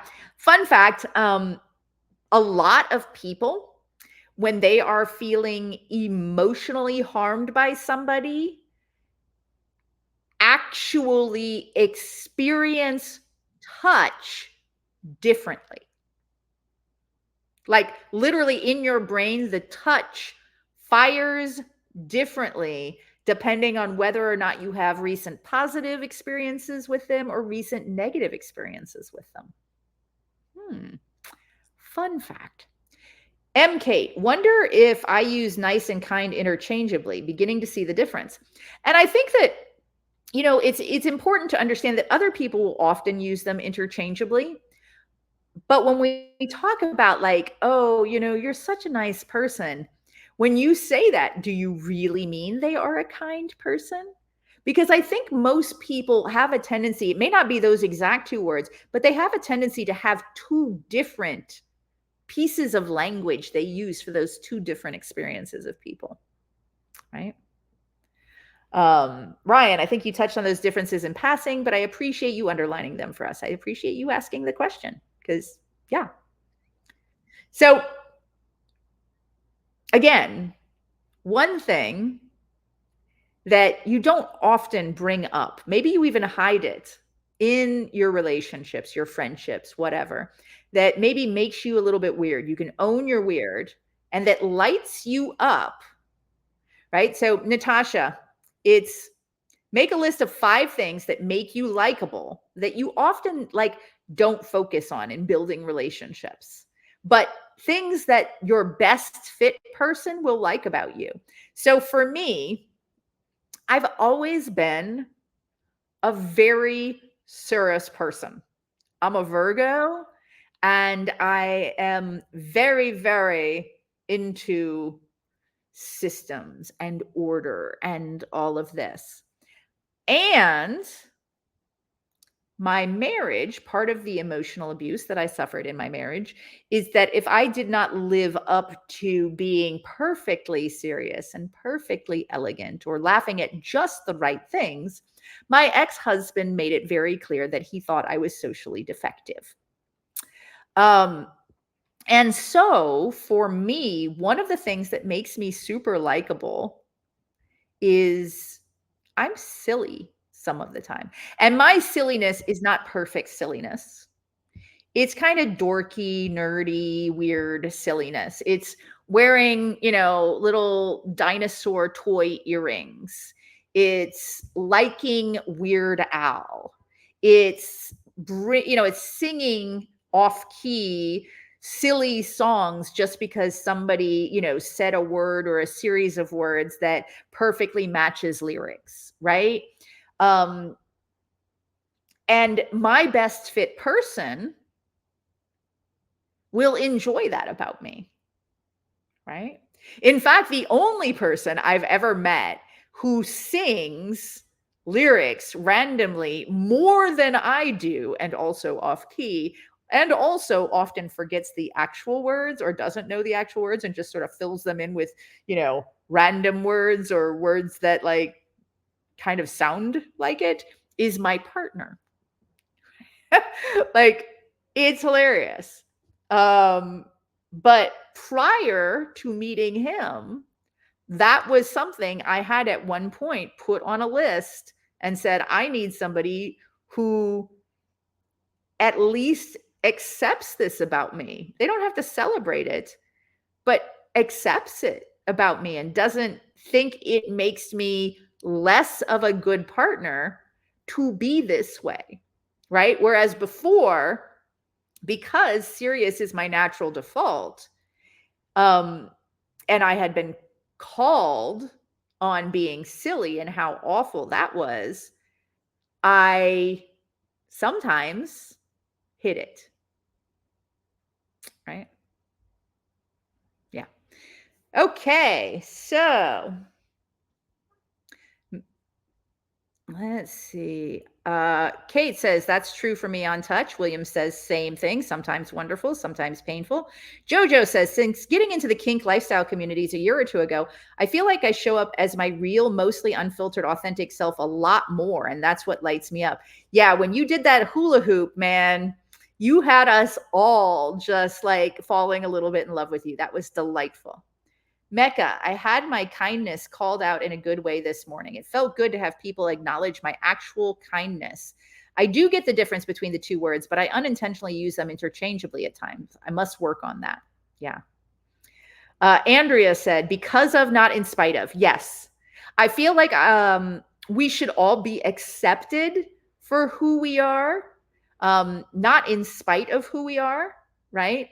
And loved in the sense that they may not love, like Rodney may not love my silly dinosaur earrings. He's a little bit more glamorous than I am. But he also doesn't make fun of them, put me down about them. And I'm guessing if I walked out of the condo and got hit by a bus, he would miss that about me. Right. And that's what I want from my connections.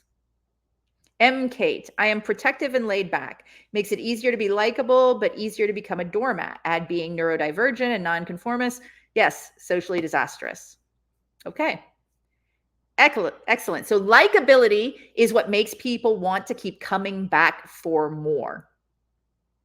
Right. Okay. So moving on. Quick question. What's been most useful or surprising for you so far?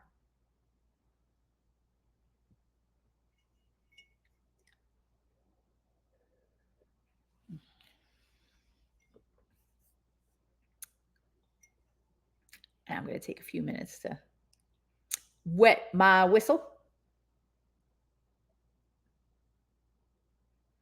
Hmm. Ryan says potential extension of this series, get missable in case you walk out of your condo and get hit by a bus. I like to use the hit by a bus theory in lots of things. Like, if um, I walked out of the condo and got hit by a bus, have I lived a life to this minute that I would not regret?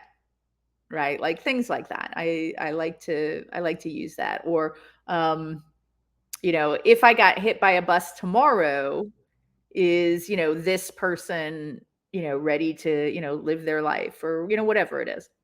Um, Mecca says, not a good plan. Do not do that. I do not intend to. Jojo says, I like reframing my frustrations into more actionable ways forward. Yes, I love that. Gab says, slowly realizing how performative I've allowed myself to become over the years to the point of disconnection. Ah, that just like hits me right in the feels. I am so thankful that I have had the opportunity to share this with you then, because I know how deeply we can get into that without even realizing it, like without noticing and wondering why we feel this way. And then MK community and hearing from Heather in the class, so relatable. Thank you. Andrea, honestly, just the sharing and vulnerability, helping me feel more able to relate. Yes, it is so sneaky. Yeah, for sure. See, this is what happens when you stop performing and being nice, even in this small space that we've set aside, and start being selfish, right? You start to notice brand new ways of thinking and brand new ways of doing things and brand new possibilities. Natasha says, yes, and the community approach is helpful, encouraging. Mega says, adding to the sharing, co-crying with friends really strengthens the bond. Celine, having efforts being validated and having the ability to share with this group of people. Yeah, and thank you all for engaging, right? I love your answers. And this is why doing this live matters. So we're going to take a quick break. We're going to start again at 10 after. So about 15 minutes. What I'm going to do is I'm going to encourage movement. Get up, do a little dance, make a little love, get down tonight. Get down tonight, right? Stretch, walk about, hydrate, do something sensory, get a quick snack if you need to. And hey, if you need a bangability boost and a bathroom mirror selfie is your thing, do it, right? And while you're on the break, I'd like you to think about one thing you are committing to try, even if it's just wearing sexy underwear under my boring work clothes tomorrow. And then you can share it in the chat during the break or when you get back. And when we get back, we're going to talk about getting lovable. See you in just a few.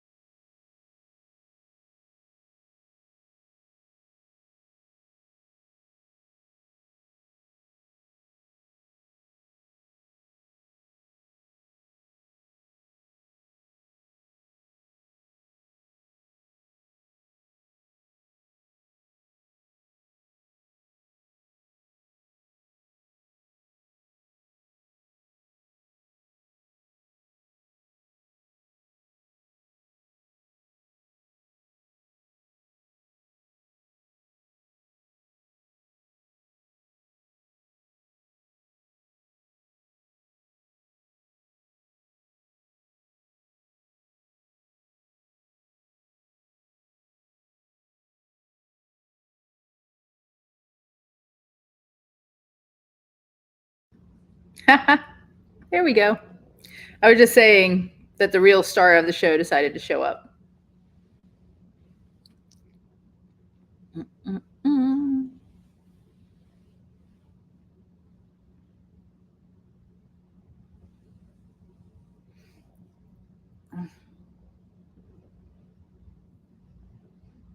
Yeah, that's Birdie.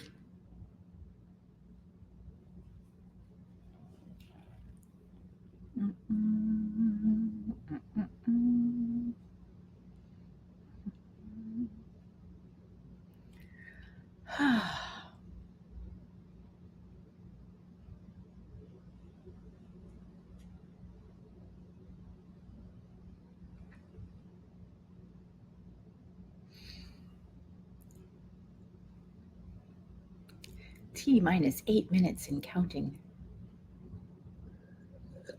Mm. And that's actually a pun because this is tea.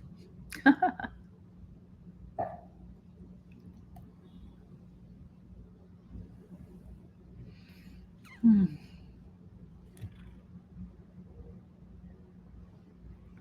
Birdie girl.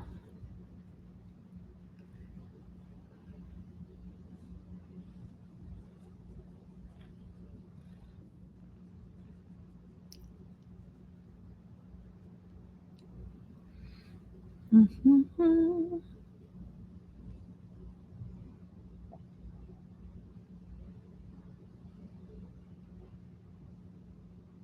So much to go through. So much more information to share. But we're doing good. I said 3 to 4 hours, so probably going to be between 3 and 4 hours. Because, yep. Now, if I had Plushie and Who's That Bear here, it'd probably take us 9 hours to get through it because out of the three of us, there is not one of us that can shut up. Yay, MQ. I'm so glad to hear that.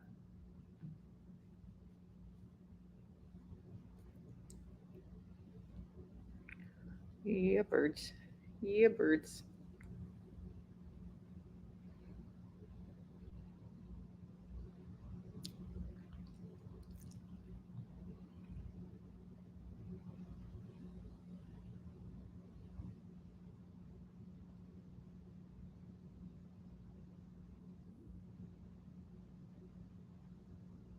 No, you can't be too talkative in class. The engagement is part of what makes joining the live so valuable. Make a beverage out of my knowledge. Oof. I don't know about that. Mixed with Hypnotoad? I'm concerned. Do they have to like grind me up or something to make that slurm? Because I'm not sure I'm here for that. Or do they have to juice me? I don't want to be juiced. Oh, by the way, if you're seeing the camera rocking there, that's because the cat was changing positions on my lap. Yeah.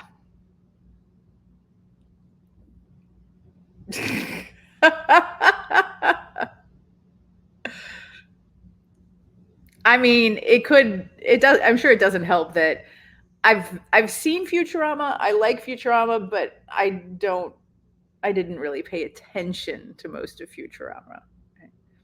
Violet Beauregarde, yes, exactly. But daddy, I want it now. Juiced Nookie. I hope not. Juicy Nookie, I can get behind. Juiced Nookie, I don't think I'm a fan.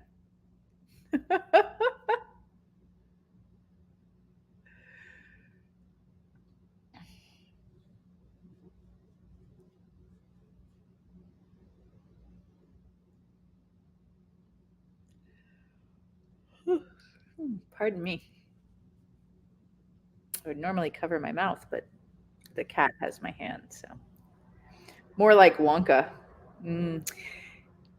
As long as I can be the Gene Wilder version of Wonka, because to me, that is the only Wonka there is. I appreciate the other efforts, but it just didn't work for me. So.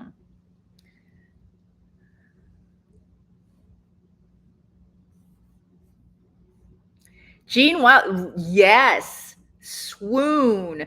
Like, I loved him in Wonka, and I loved him in, and I know I'm not supposed to say that these days, but I loved him in Blazing Saddles.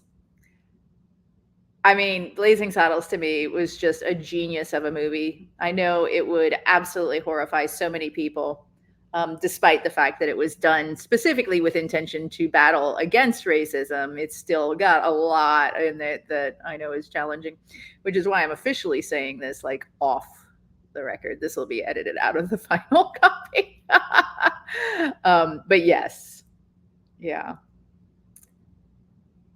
Whatever. The original Wonka movie is that great because of Gene Wilder. And also, I mean, the little Oompa Loompa guy. Although I do like the new Wonka one, just Wonka. Like, I did like that. I think they did a great job. I think that, out of the remakes, Timothée Chalamet did the best job of reaching that kind of weirdness that I think Wonka needs to have in order to be Wonka without going overboard into like creepy pedo weirdness, which I think that kind of middle one did. So, yeah. Again, I got opinions about things.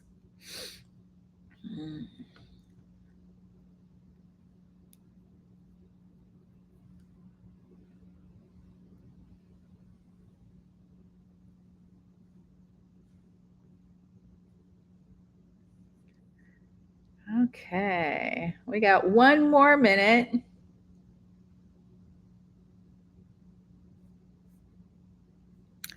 One more.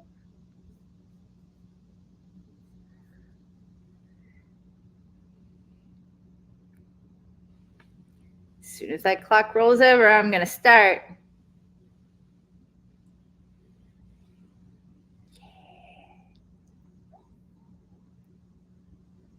It's the final countdown.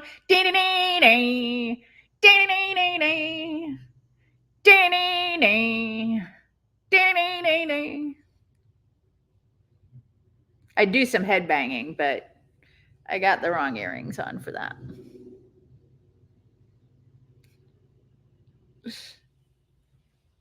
Okay, I'm gonna do a big clack real quick, just so I know where to edit.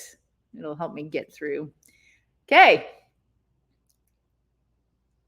So before we get started on Get Lovable, I got something to say. Healthy lives full of love, sex, romance, and kink are not a one and done deal. They're alive, they evolve, right? They grow with you, which is exactly why I built the studio. Whether you're dating or already partnered, monogamous or non, even if you're spicy brained and allergic to cookie cutter advice, the studio is designed to grow with you.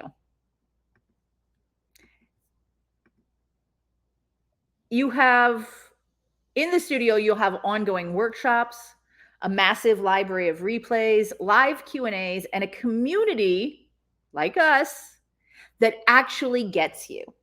So no matter where you are or where you're headed, you've got the tools, the skills, and the support to keep evolving. Right now, inside the studio, you can watch replays like How to Plan an Orgy, Talk Dirty to Me, Your Dating Profile Probably Sucks, Boundaries in Non-Monogamy, Building Your Best Fit Women in Charge Relationships, and Ethically Bangable Part 1 with Part 2 coming soon.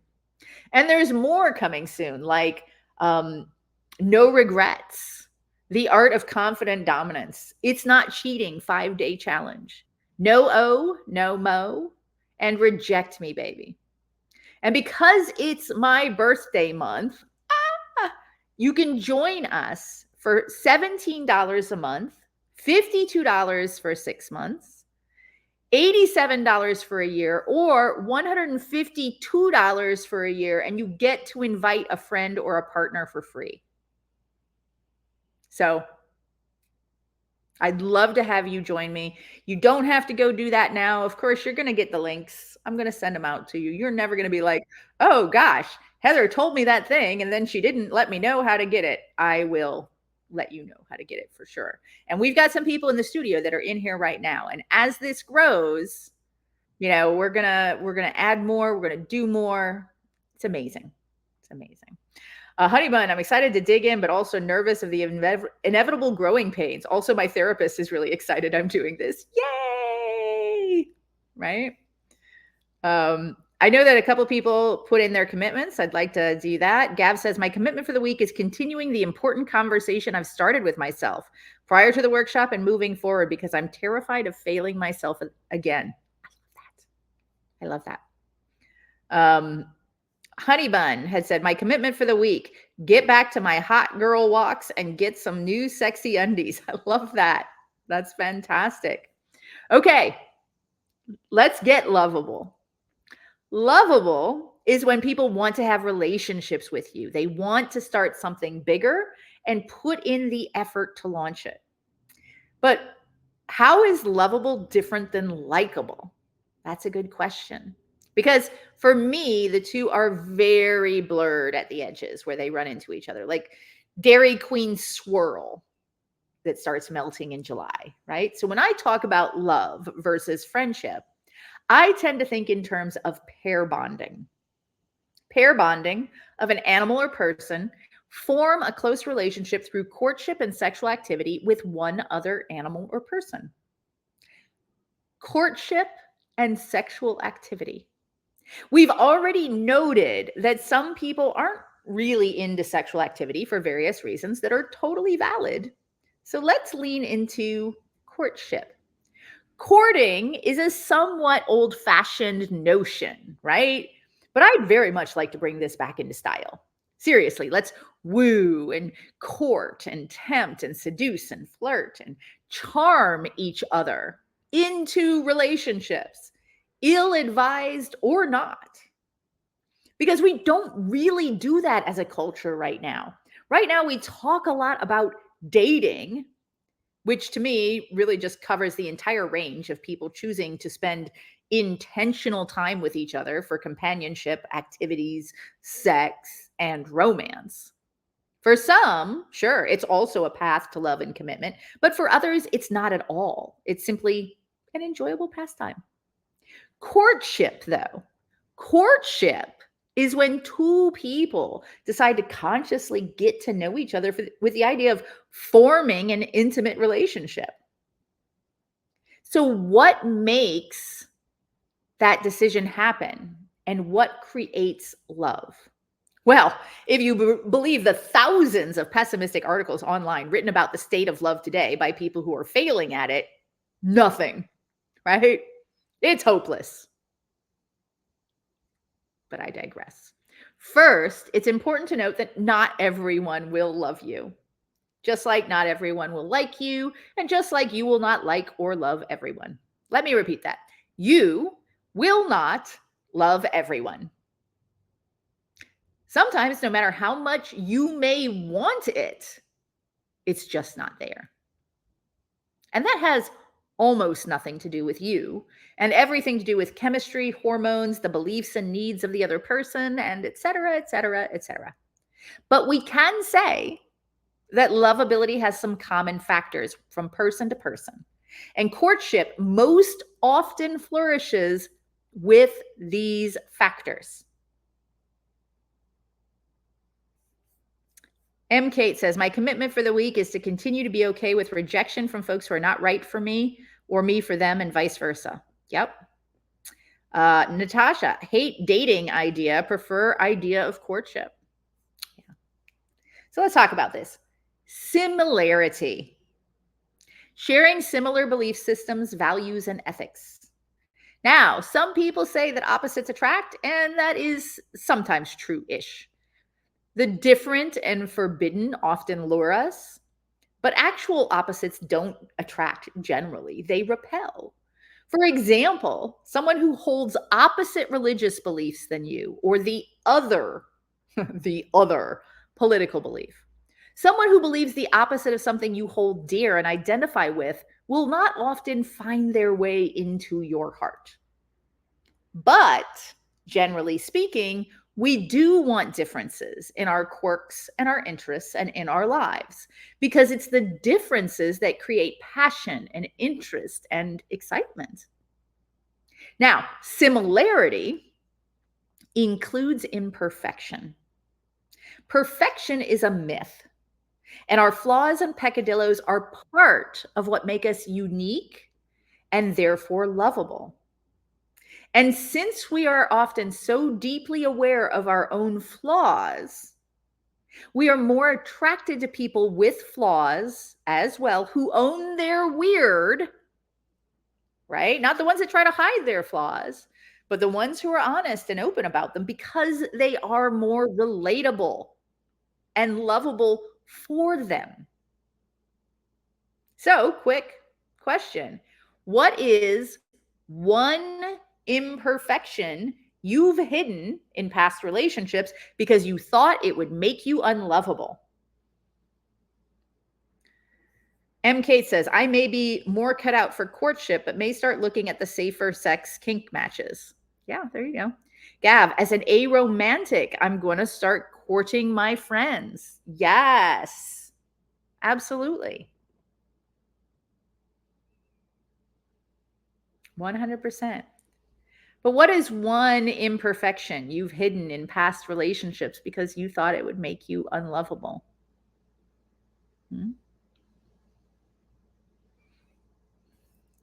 Is it that you stan My Chemical Romance and you have every single one of their albums? Is it that you collect, like boogers from around the world? Is it that you're ADHD and you have a hard time focusing on things sometimes? Mecca, my full nerdness. Now it's loved. Yeah. And when Mecca says my full nerdness, like one of the pictures on his dating profile is him dressed up in Star Wars gear, Jedi gear at a movie, right? Like, and people are like, oh, I wouldn't put that on a profile. That's too nerdy. But you want people who want you like that. Yeah. Gav says, how much I really need. Yeah. Honeybun, that I am avoidant and need lots of nudging and reassurance. And there are ways to share these things about yourself. Mecca says, right. Know what you're in for. And this is what I was talking earlier. Be open and honest and allow people to opt in to life with you. Right? There are ways to share things about yourself that are just like, this is who I am. You're opting in or you're not. And that's fine. And you can opt out anytime. William, that I'm non-binary. Ooh, yeah. Right? We want to show up as perfect. And being imperfect is vulnerable. Now, everyone who has heard anything about Brené Brown in the past decade knows dropping your guard attracts deep connection. When you work hard at being good and right and perfect to be loved, others don't get to see who you really are, so they can't love you. See how this all ties together? How being so nice and performative and putting on a mask reduces your ability to be loved. Yeah. I used to hide my vision issues, M. Kate says. M. Censor, my nearly complete inability to get into the whole team brand thing, whether that's sports teams or music genres. Fair. 100%. And I think it's also really important. Now, I'm not singling you out, M7 Star. I'm just going to use that as an example. See, some people are going to say, I don't get into the whole team brand thing. And then because they're defensive, because this is something that's been a challenge with them throughout their lives, right? Something that people have picked on or whatever. They also then go on the offensive and make fun of people into team brand things, right? Like, oh, well, that's just ridiculous. Like, I totally don't get that. Like, I don't get it. And it seems kind of childish to me. I don't, rah, rah, rah, like sports ball, yay, right? And that's where we have a tendency to be authentic, but we're still performing coolness. Something to think about. Not saying you're doing it, M Sensor, just saying that this is how sometimes we overcompensate for the things we feel inadequate about, right? Ryan says, Brene Brown says, what makes you vulnerable makes you beautiful. Yeah. Natasha, I need reassurance that they love me even when my depression kicks in. Mm-hmm. Another thing that makes you lovable, makes other people lovable to you. This is key. Jojo and I talked a little bit about this week, is proximity. Spending time together, especially certain types of time, and being physically close can increase feelings of love. When I met my partner, we lived 2 hours away from each other with incredibly busy lives. So we spent intentional time FaceTiming each other and texting about our days in order to build together. And that was important. M Sensor, I admit I do own a sports ball yay t-shirt. Yes. And if you own it with the, ha ha ha, I'm laughing at myself attitude, that's very different than the ha ha ha, I'm laughing at you attitude, right? It's the thought that counts. Another part of love that's important is reciprocity. And we've talked about this in the chat a bit, right? Feeling appreciated and wanted by the other person is ultimately important to love.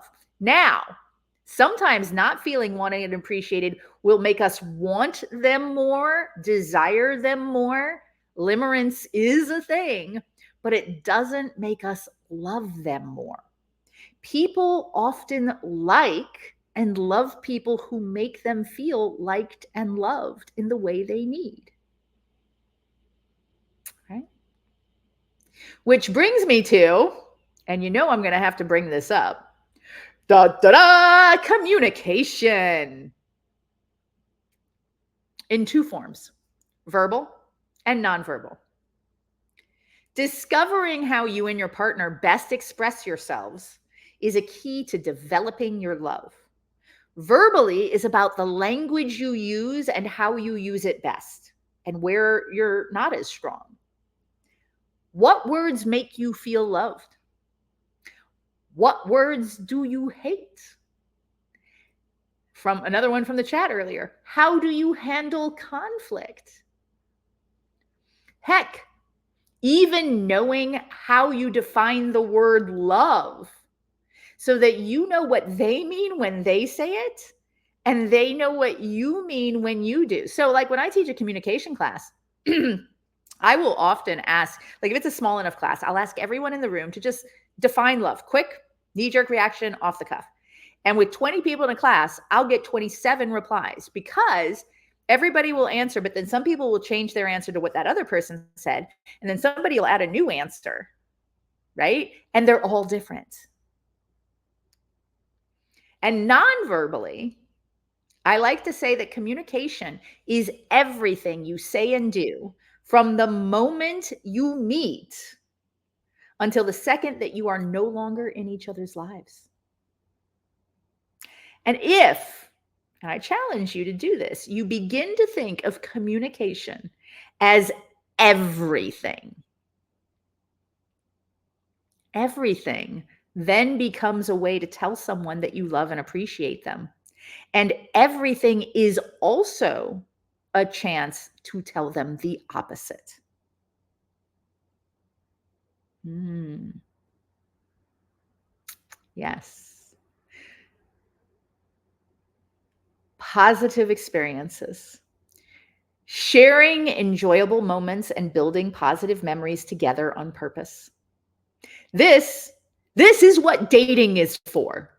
Before and during the courtship and forever into and part of sustainability. Building positive moments.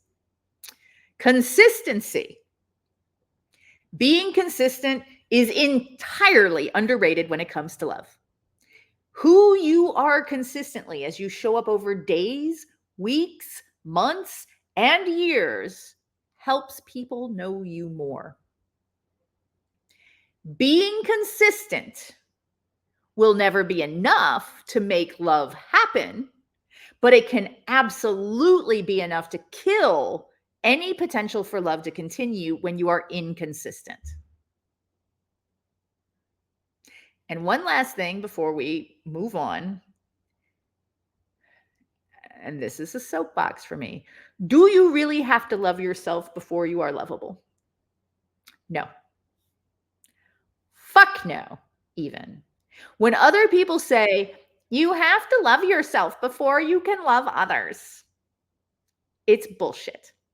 It's hogwash, it's poppycock, it's balderdash, it's bunkum, it's hooey. It is the worst sort of trite, mealy mouth, feel good, pat yourself on the back, self congratulatory crap ever.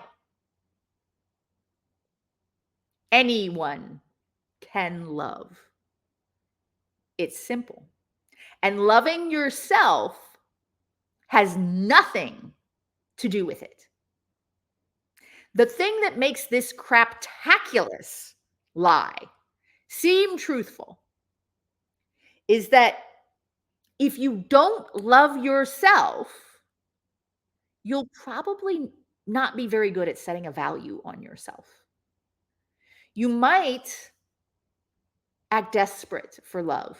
And a lot of people will react to that poorly, right? Because if you don't value you and your personal boundaries, and you have to live with you every moment of your life, then how could you value me and my boundaries? Well, it can be done. It happens all the fucking time. But it's in your head that it can't. Because someone who was loved told you that, and you believed it. Because it's easier to believe that than to tell them they are full of caca and full of themselves besides. And as long as you believe that shite, you're buying into the idea that if you are not 100% social media perfect, you are not deserving of love. And that those who have love must have their poo-poo way more together than you worthless sack of self-love. Right?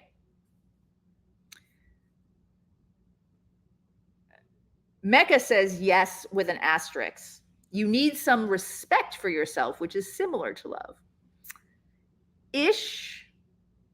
Again, to do it well, self-respect, self-love, self-esteem is going to help you be healthy about it. Kate says, I find others lovable in spite of their issues. Shalimar says, but what about those who hate themselves? Those folks seem to need to learn to like or tolerate themselves to be decent partners, which may be what I'm explaining. Well, see, the challenge isn't whether or not they like or love themselves.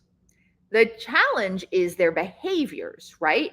Because people who love themselves are often also shitty people and need to learn how to be decent partners, right?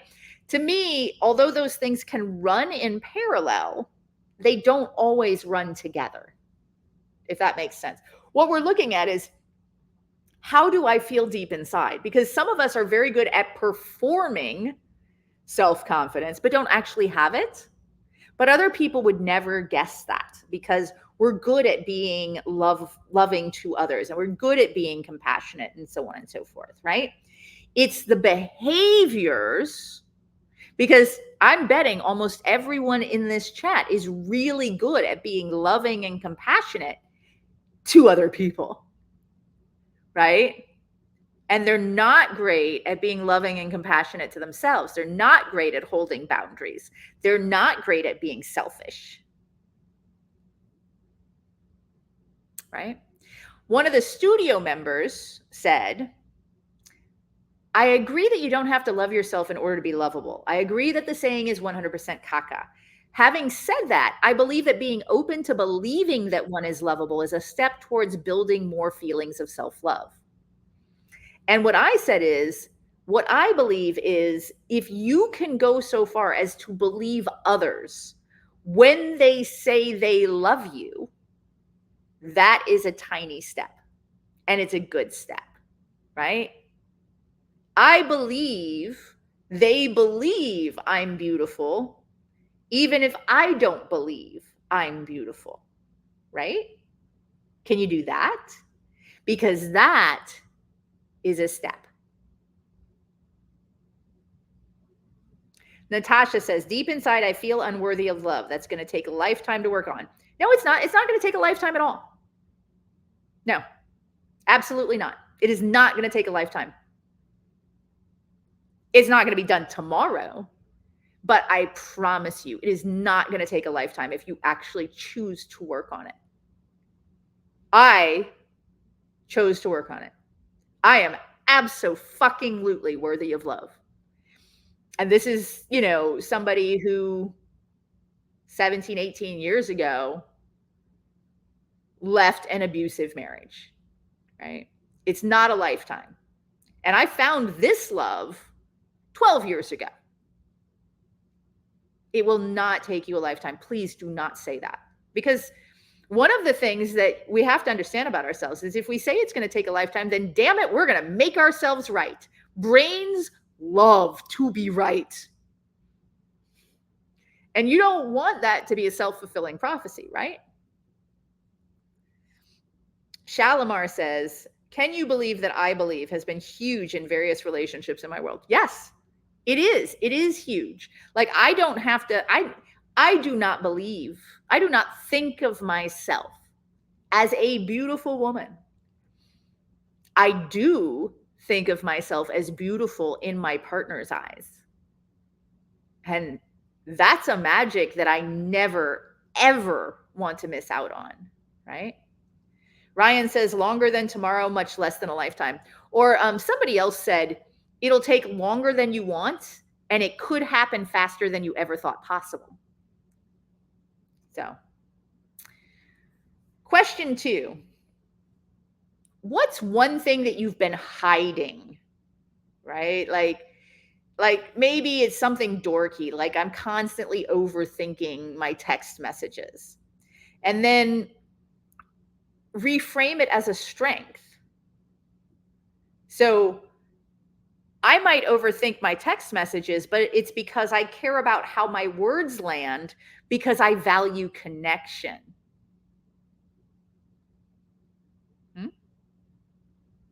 Honeybun says, believe in the me that believes in you. Yeah. And I believe in every one of you because you're here. Right? You're doing this for you. I mean, I'm appreciating it and I'm getting something out of it, but each and every one of you has showed up here for you.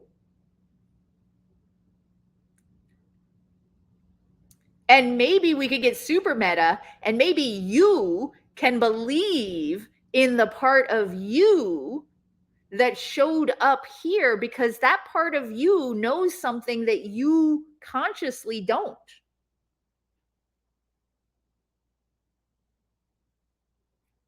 Maybe. Because see, when we can reframe these things, we can look at them from a slightly different perspective. That's the magic, right? When we can take what we think makes us unlovable or unworthy or whatever, and it can be the very thing that makes us unforgettable, unleavable, right? Unique.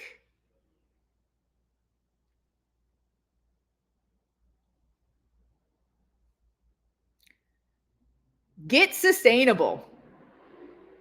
Sustainable is when you have successful relationships. Now, I define a successful relationship as both people in every relationship you have getting far more out of the relationship than you put in. That's it. Successful relationships often last because they're able to ebb and flow, escalating and de-escalating with a minimum of hurt or drama. And for most people, this facet of relationships is where they have the most deeply harmful challenges. Because when you spend a lot of time with another human, it's an investment of yourself. The more you invest of yourself, the more at risk you are of emotional pain. The more at risk you are, the more you fear. The more you fear, the more you run automatic patterns of behavior that you've learned over the years to protect yourself. Like being overly critical of your partner, withdrawing emotionally, avoiding important conversations, clinging to your partner excessively, becoming possessive or controlling, questioning your relationship's future constantly, focusing on minor issues disproportionately, distancing yourself physically, engaging in unhealthy comparisons. Now, there might be one or two of your favorite go-to automatic patterns there. Maybe only one.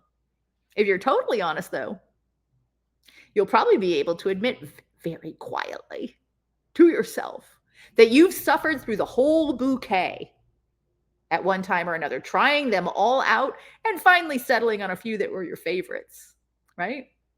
Welcome to being a human and complicating every damn thing. And yes, I am going to laugh about this. Even in my abusive marriage, I got the chance to practice every single one of those. Every one. M. Kate, the 25-75 rule. Okay, now you got a rant from me.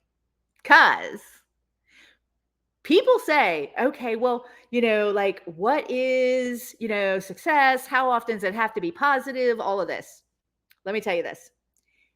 What I mean by successful and getting far more out of the relationship that you put in is that when you find a relationship, and of course, we're going to talk about the right fit a little bit later.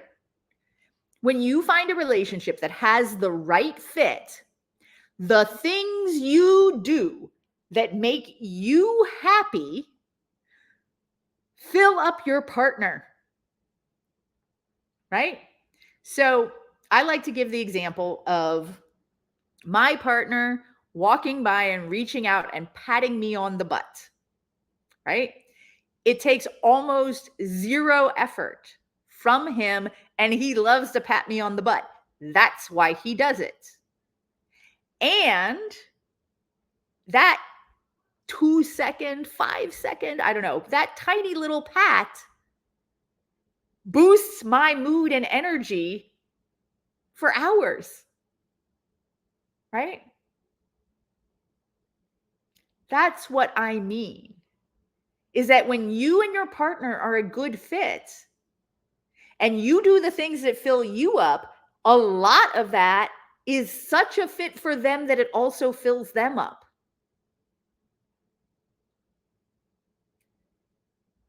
Right? And so, like, people will say to me, well, if we, argue or whatever, like, how often are we allowed to do that? And I'm like, well, you're allowed to do that as much as you want. What do I think is a successful relationship? My partner and I argue maybe once or twice a year. Every once in a while, when we started out, it was a little bit more often because we were getting the measure of each other. We had one point where in a year and a half, we argued 5 times, and I was beginning to get sick of it.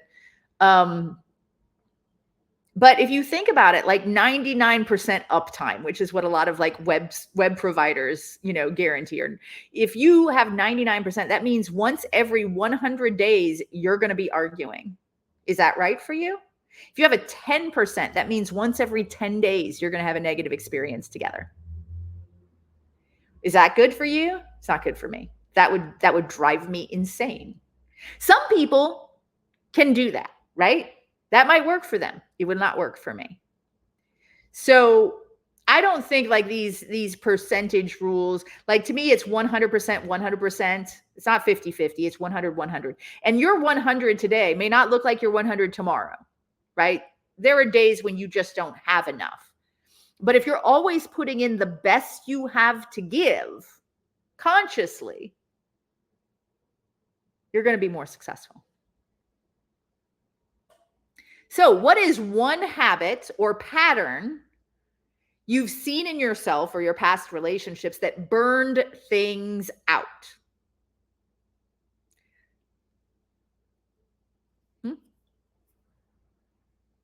Like, I know for a lot of people, it's caretaking. Like, they go into a relationship, and as soon as somebody has a bad day, they start caretaking, and that sets the pattern, right? I'm having a bad day. I expect you to do something about it because that's what you did when we started, and that's what I expect now. That's what our relationship is built on. And that goes on and on and on and on and on. And suddenly the caretaker realizes it's unsustainable. They don't have anything left to caretake. And so they say, I can't caretake of you. I need you to caretake of me for a while. And the other partner is like, no, no, no, that was not our deal. We never negotiated that. Is it shitty? Maybe. But also, you have taught them what to expect. You have built a relationship with them based on that pattern. Right? And these things are not only maladaptive within you, right? Withdrawing when you need to because, oh, I don't want to bother them. I don't want to start a conflict, right? Getting overly critical because, maybe they're not growing up or getting serious the way you need them to. Starting to try to control their actions because you need them to be more like the partner that you imagine you should have at this point in your life. These are not only maladaptations within you, they're also abusive to your partner, right? They are survival mechanisms, but so is abuse. And it doesn't excuse them. And no, I'm not handing out blame, right? Because doing these things is wrong, but humans are wrong a lot, like a lot. And you can do and be better. And that's why you're here. And that's what we're focused on. So it's important that you do what you got to do to get comfortable with the fact that you have made mistakes.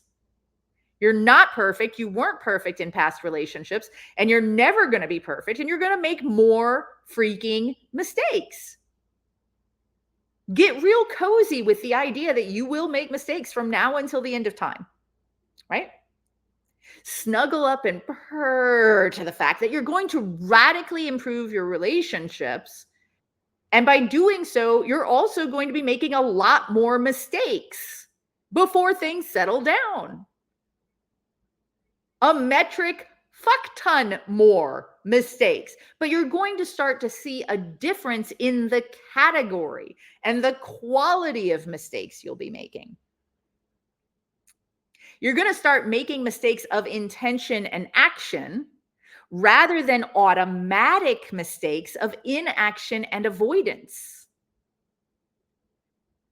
And the quality and quantity and category of your mistakes will make a difference.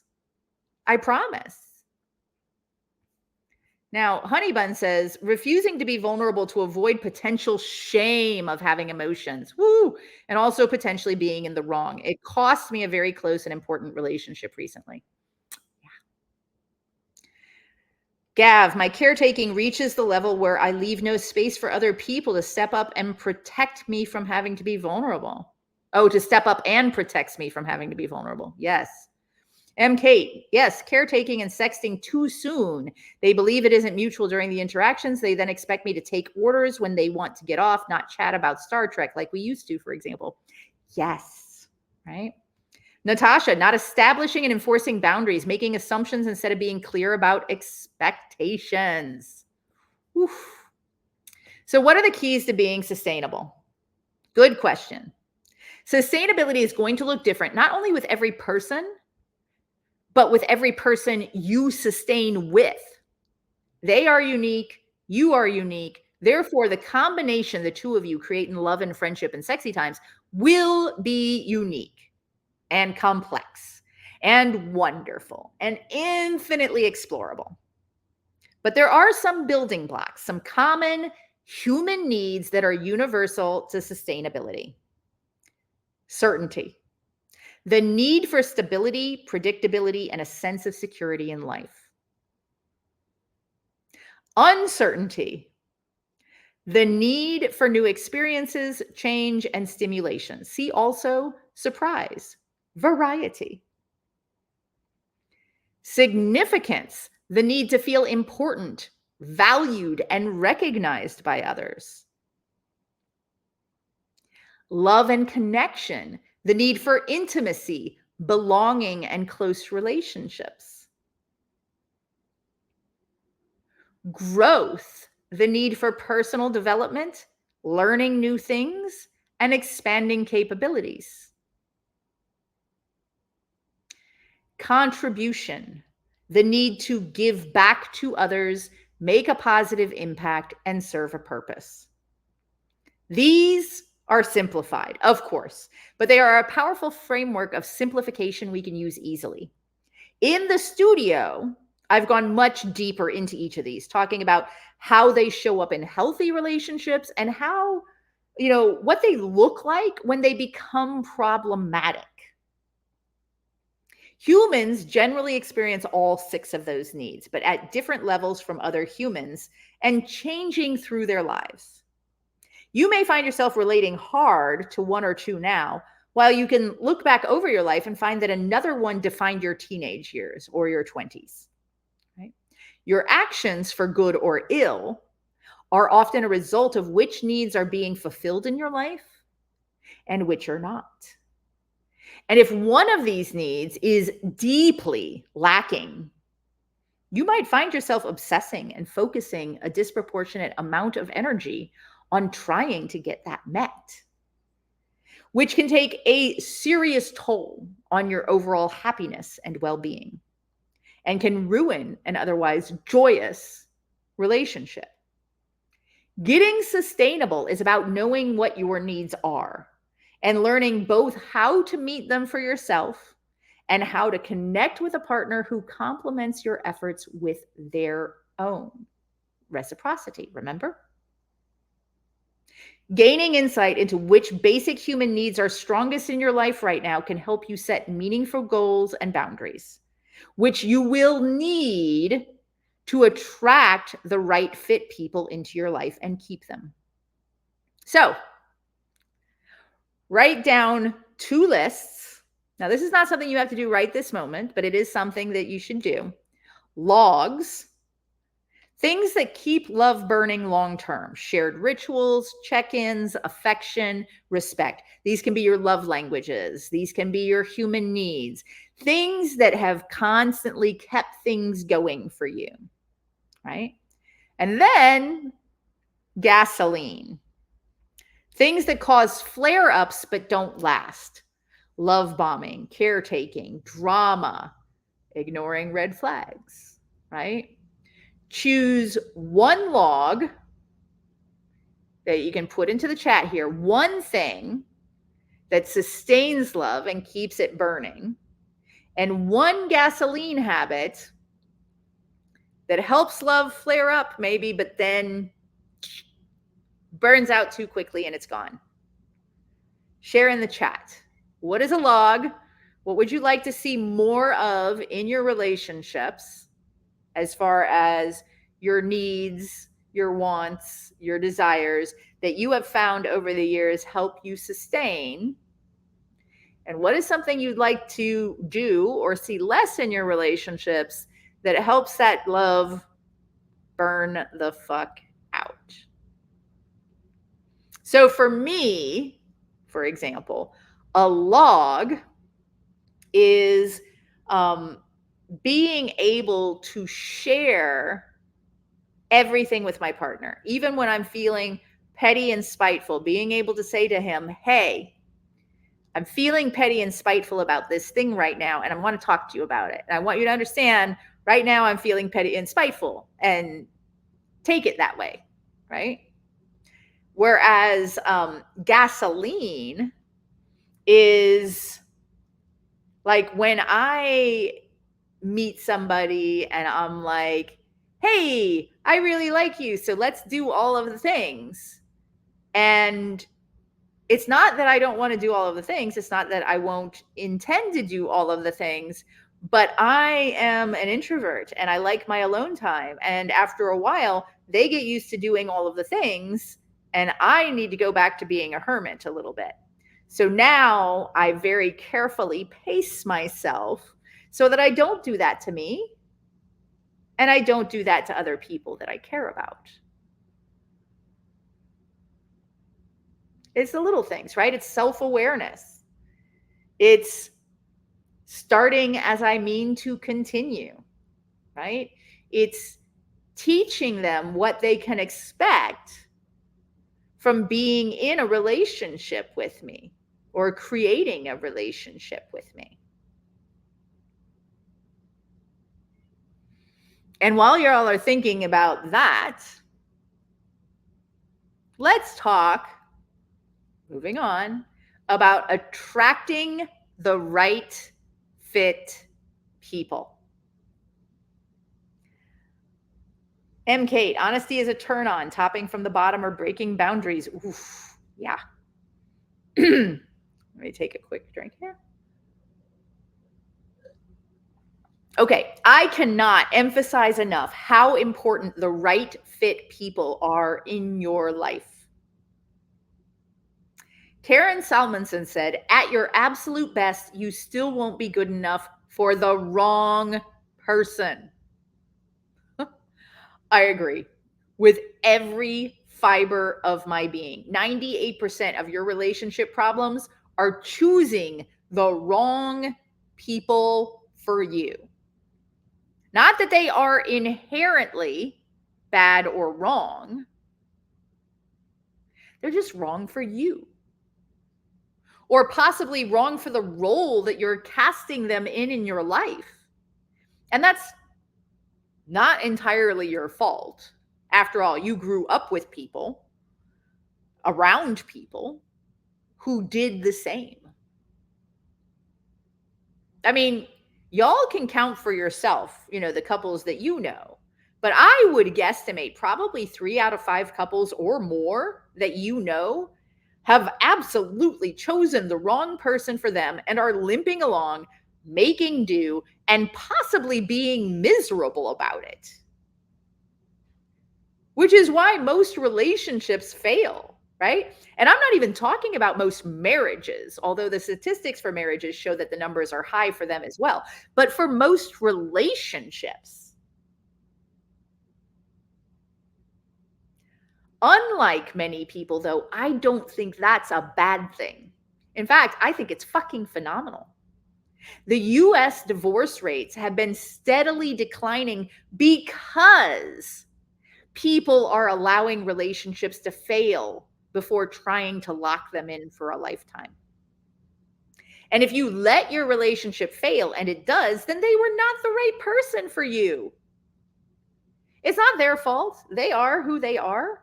It's not your fault. You are who you are. Or maybe one or both of you were going through what you were going through and couldn't be the right person for someone else. It's okay. Actually, let me say that louder. Wherever you are in your life and your relationship journey right now, it's okay. In fact, it's perfect. You're here. Things are going to get better.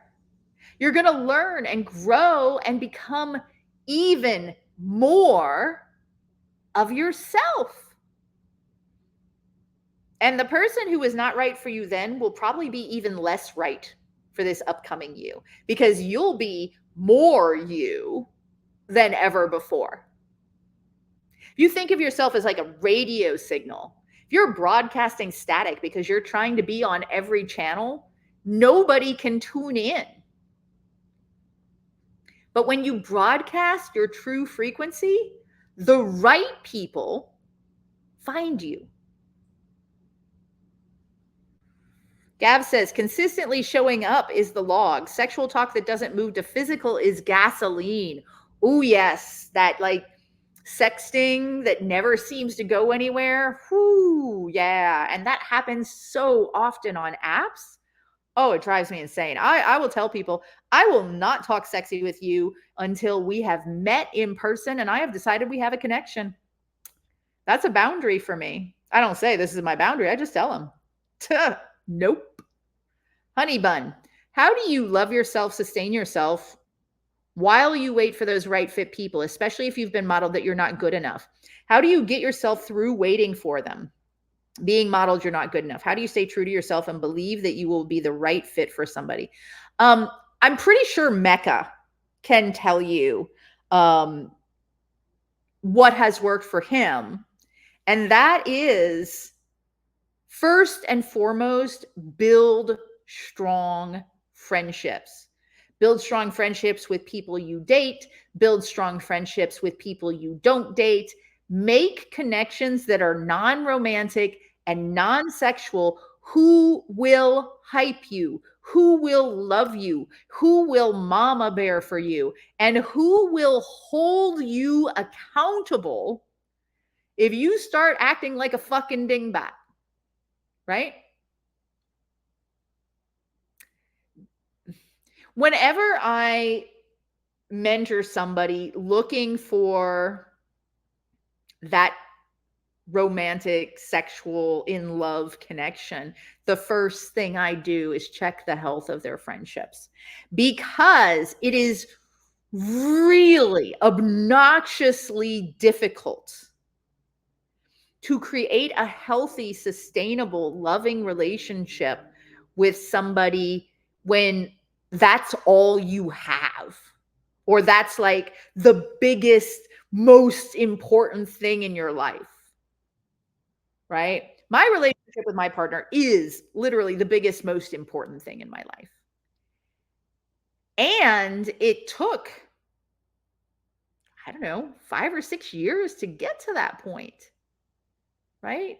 And I still have amazing friends and like more casual partners and my zucchini and people that are there for me and I am there for them, so that I never felt like losing my partner. I still don't feel like losing my partner would be the end of the world.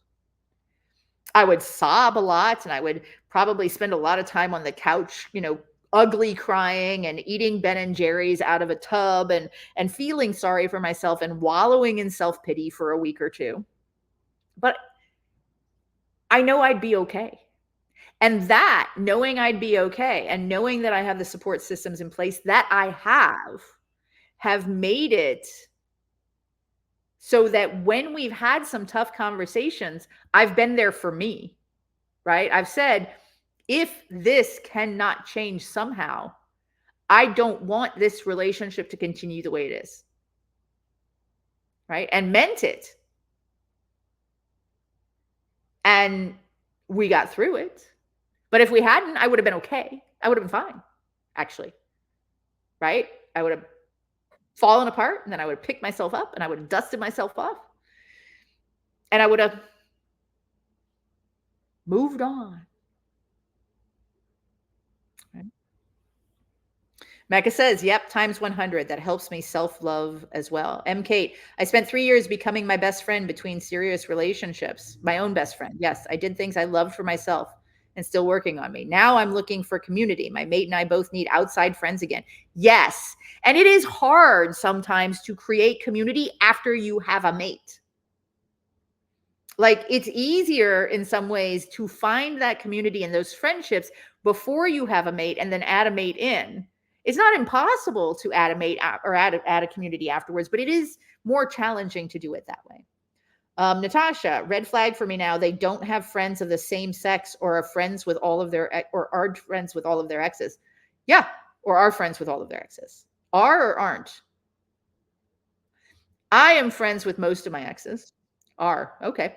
I am friends with most of my exes, except of course my abusive ex-husband.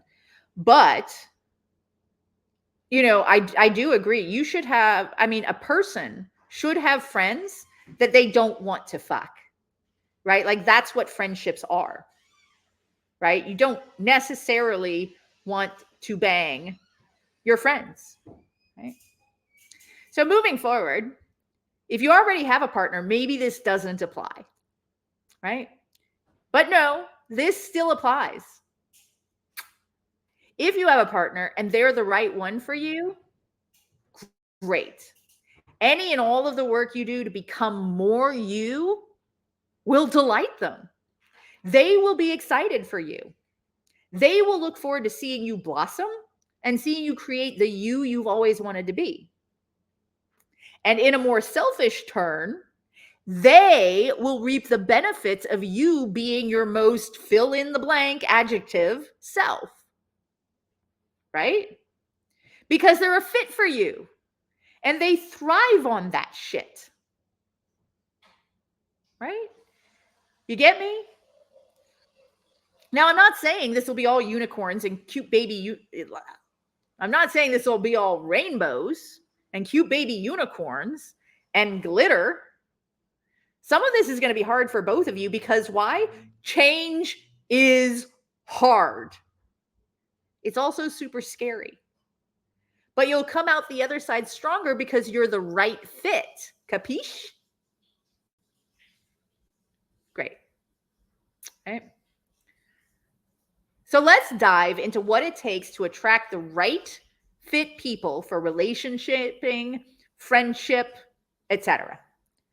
First, know what you do and don't want from a relationship. This is harder than it sounds. When I start one-on-one coaching with clients, I often ask what they want and need in a relationship. About 80% can give some sort of like sketchy outline, right? A type of relationship and a handful of activities they associate with being in a relationship. Another 18% or so can say a happy relationship or the mental equivalent in a lot more words. And about 2% are terrified to even speak what they want and need out loud because if they do that, it's not only real and therefore they can fail at it, but it's out there in the open where I could laugh at them or crush their dreams. So it's okay that you may not know what you do and don't want from a relationship.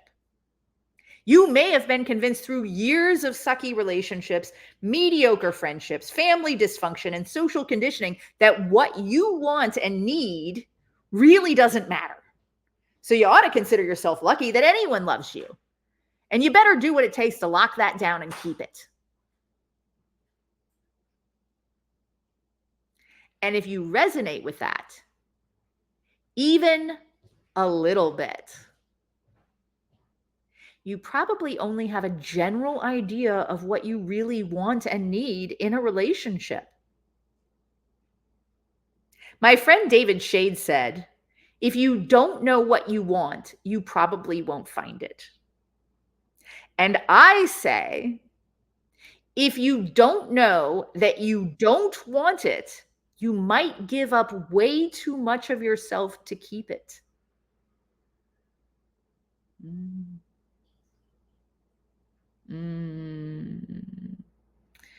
Natasha says, my experience is that he likes emotional access without putting in equal effort, not a true friendship when they're friends with all of their exes.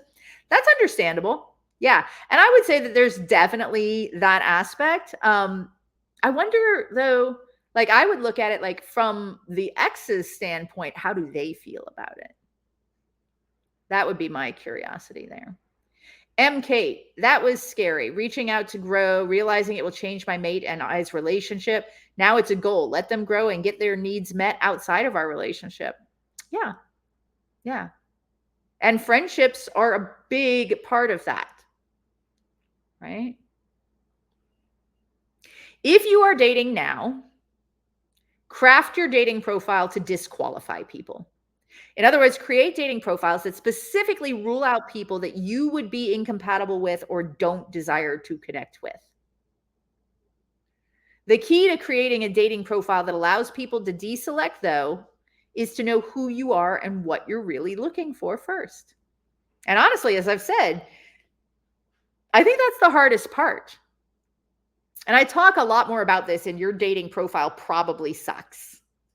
It's available as a book, primarily aimed at men, on Amazon. And I'll grab that link for you here real quick. Pop that in there. And I did a workshop a few months back. The replay and the additional resources, including the book, are in the studio. If you are dating, start with no. Right? And I mentioned this one earlier. Again, another book available on Amazon. Start with no dating is a system I created for myself and for my clients over years of trial and error. It's very simple. Show up as yourself. Know what you want and don't want. Stick to that by saying no early and saying no often. So say no to something, anything. Say no as quickly and as genuinely as possible in your conversation, and then say it as often as possible. Now, I don't want you to play games, right? I don't want you to say no just to be obstreperous, which I love that word. I want you to say no for 3 reasons. 1, to find out how they take a no or how they take not getting what they want. 2, to not say yes to things you don't want.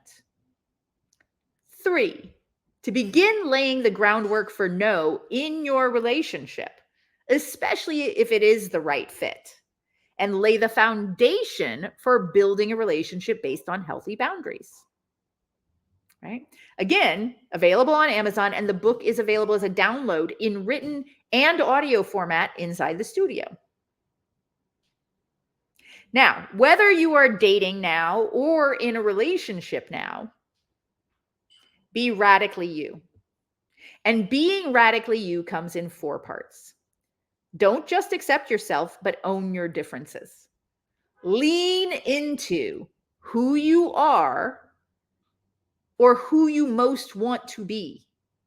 The right fit people will love that you. And you're going to be you no matter how many masks you wear. So you'll be happiest when you focus on the people that want that you. Be open and honest at all times. You're here learning how to have healthier relationships for you and your partners. You don't want to be lied to, and you don't want your partner hiding important feelings and thoughts from you. Offer them the same. Live the relationship you crave. Itchy nose. Invite others to opt into your life and challenges. This kind of goes with being open and honest, but takes things a step further into seeking consent from others. If you know that your personality quirks or hobbies have led to negative experiences in your past relationships, give people the chance to opt in and give them the opportunity to learn and get used to them with opt-in reminders. 4, do your best to improve your relationship results through personal understanding and finding the right tools for your flavor of love. Now, this is expert level shit, but you can start wherever you are in your love and your life. Actually, you have started. You're here. Yay! Yay! So, here's a question for you.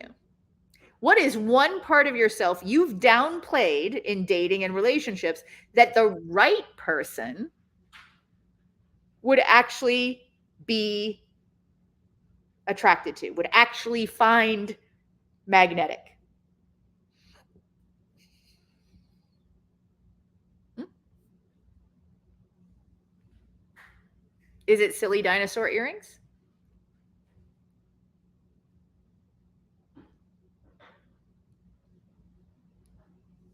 Is it your nerdiness like Mecca?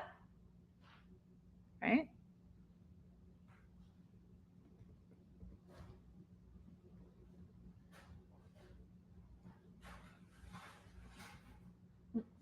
Oh, I was looking for my tea. It's right here in my lap.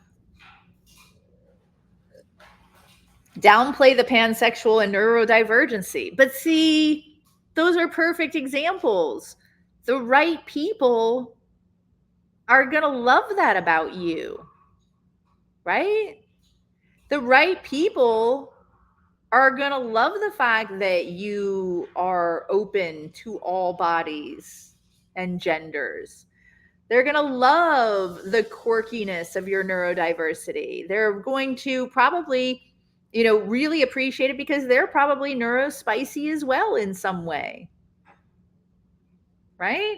And you being open and honest about it and allowing them to opt in is going to give them the safe space to be open and honest about their own. Right? Gav, how big my love can be if it has the space. I want to be able to send a hey beautiful text to someone and it's not misunderstood. Yes, that's lovely, right? Jojo, my desire to connect in some way every day. Yeah, right? Because the right fit partner for you will not only acknowledge your desire, but share that with you. M Sensor, things I do, like say thank you to Siri for turning off the lights or my car for reminding me to wear my seatbelt. Hey, you know what? The right person is going to find that freaking adorable that you talk to inanimate objects, right?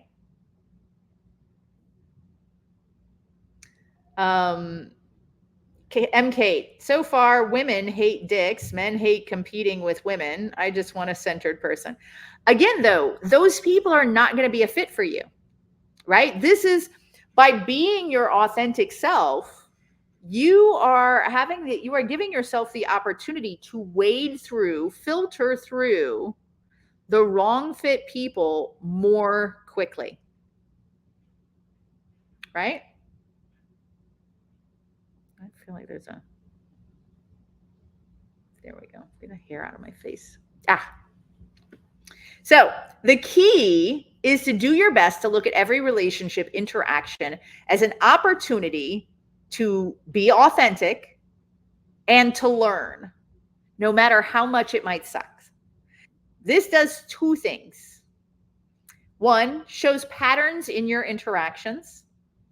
Two, separates who you are from your behaviors.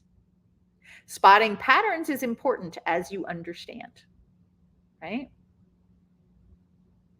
And speaking of patterns, whether you are dating or in a relationship now, listen carefully to your gut. Does something feel off? Then it probably is, in them or in you. Pay attention to that. Too often, our socialization and fears will try to drown out that feeling by asking dumb questions. Well, what if you're just too picky? Isn't that mean? What if they really are trying and you just don't understand? What if you're crazy? Your gut is always right about something. It's a warning light. It's blinking on the dashboard. Your interpretation of that gut message is not always correct. And what I mean by that is that if you've been ignoring your gut for a long time, it's now speaking a language that you can't easily understand. It'll take time to recalibrate. So when your gut is speaking up, listen, make a note, write it down. Seriously, write it by hand or in a note on your phone or someplace where you have a record. And then leave it alone. and pay attention to what happens. Revisit your notes after a few days, a few weeks, a few months, and see how right or wrong you were with your interpretation. You'll get better. There's actually, I did a hypnotism on how to recognize and listen to your gut better. Oh, back in 2018, I think. I'll find that and pop that into the studio. If you're in a relationship now, you can do this by yourself. You don't have to enlist your partner in some relationship makeover project. You can start on your own, doing the work by and for yourself for a while until you feel like you have a better idea of what you want and need, what you are learning, and how to make use of it before you open yourself to possible ridicule or even sabotage. And yeah, that happens. You may be able to relate to that because often partners resort to poking fun and resisting change when it's not their idea. Not because they're bad people, but because it's scary and it's change. It's often best if you don't even try to get your partner to go along, but do the work, make the changes, and see how they respond. And I talk a lot about that in Take No Shit. How to lead somebody down the path of change and just see what happens. You may find that you don't even need to have that conversation because it'll resolve itself one way or another. And if right now you're feeling that big pressure to talk about it with your partner, to bring it up and to force a reaction, perhaps think back to the sustainable lesson and look up patterns of behavior, right? Or online, where I go deeper into the human needs when significance becomes problematic. Being yourself will attract the right fit people. If they are already in your life, it will attract them even more and bring them even closer to you. Simple. You can do this. I promise you. So, workshop activity. Draw a vertical line about 2/3 down a sheet of paper and a horizontal line to separate the bottom, like an upside down T, right? And on one side of the vertical line, write fills me up.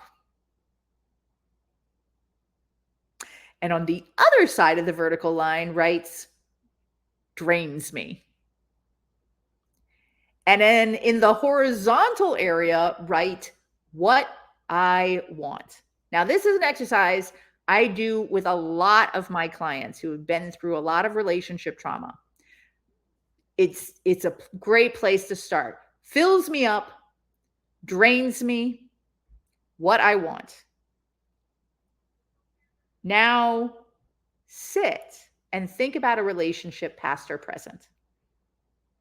Under fills me up, write down the things that make you feel full and warm and loved. These are the things that no matter how bad a relationship may have gotten, they will always be fond memories that you keep despite the dumpster fire. Write at least one thing in if you can. What fills you up? Is it foot rubs? Is it walk-by smoochies? You can probably come up with one off the top of your head, just like that. Now, under drains me, write down anything that takes away feelings of love, annoys you, peeves you, takes energy without giving back, etc. In this column, it can be anything from they called me names when we fought and made me feel worthless to the way they smack their bubble gum. The drains me list will likely be significantly longer than the other. And actually, that's how it's supposed to be. So write at least one thing in, no matter how ridiculous or petty. And then, under what I want, Write down what your ideal relationship looks and feels like to you. Things like, when we argue, I still feel loved. We collaborate on creating a clean and comforting home for our family. Or they enjoy surprising me with small exclamations of love or gifts. Be as fantastical or as realistic as you'd like here. Now, if you join the studio, we have a space for you to take a picture and send that work along. Now, you can type in a highlight or two into the chat, but I want you to know that this list is not over once you've hit send or once this workshop closes out. Keep working on it. Put the paper somewhere where you can access it and add to it over the next week or so.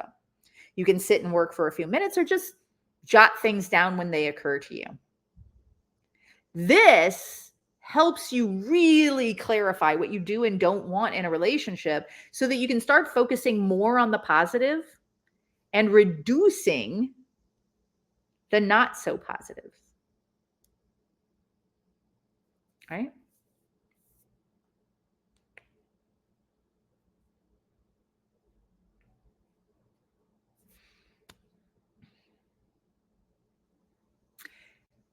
Being who you are will attract the right fit people into your life. You know what, though? It'll also attract others. People who are not sure who they are, but like the idea of you. Or people who share similar ideals and beliefs as you, but whose personalities or ways of engaging with the world could be harmful to you. People who take advantage.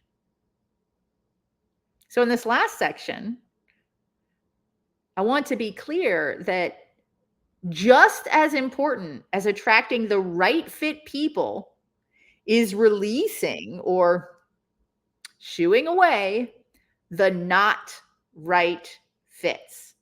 M. Kate says, fills me up, affection, drains me, love bomb, then ghosting. There you go. So for many people, shooing away or releasing the not right fits is the harder part. Because if you feel like you've been challenged finding and keeping love, friendships, and connections, it can feel like you're shooting yourself in the foot to decline, however politely, one on the offer, right? And yet, that's exactly what you want to do. Because not right fit people take up space in your life that cannot then be filled with right fit people.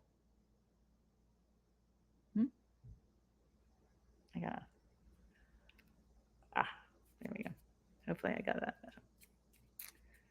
Just petting my cat and I got hair. So I wasted so much time giving wrong fit people chances, Gav says. Yes. MK says, I love your sculpture analogy. Chip away and get rid of the bad things. Yes. So here's the thing. Sure, you can have a lot of friends. When you have friends that are not right fit people, they drain you more than they fill you. Right? Sure, you may be non-monogamous, but even so, maintaining a relationship with a not right fit person still takes time and energy and can deeply affect your mental well-being. Maybe you're monogamous, but you're dating around until the right fit person comes along. So it doesn't seem like a big deal to pass time with someone who isn't perfect. So Mecca went through some of this, right? In that it wasn't a perfect fit, but it was something. And he found out how draining that something can be when it is a not right fit, right? Oh, yeah, I did, he says.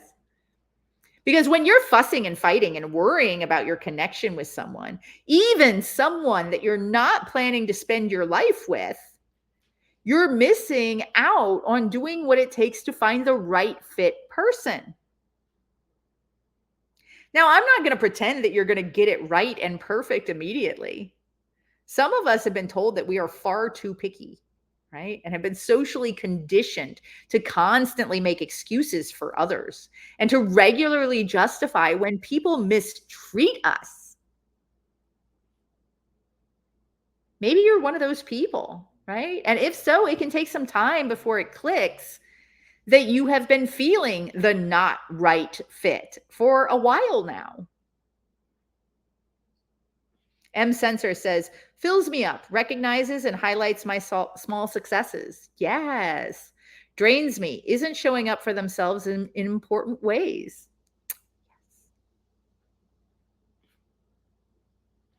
So there is one easy way to know if someone is a not right fit. Know your non-compromisables. Now, we may, as humans, want 1,372,423 things from our relationships, but our ability to be happy and live a fulfilling life depends on a small percentage of those. And the best question to ask yourself about a relationship, especially in the early stages, is not, does this check all my boxes? But instead, are any of my non-compromisables violated? Because that is a fast and easy way to know whether it's worth moving forward with someone. What are non-compromisables? Non-compromisables are the things that make or break a relationship. A dear friend of mine gave me this term when I was 22. Rest in peace, Mary Dangler.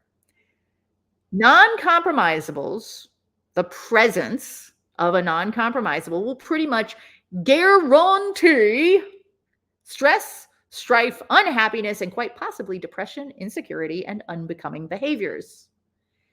These are things that no amount of work on your relationship, communication, compromise, or maturity can fix.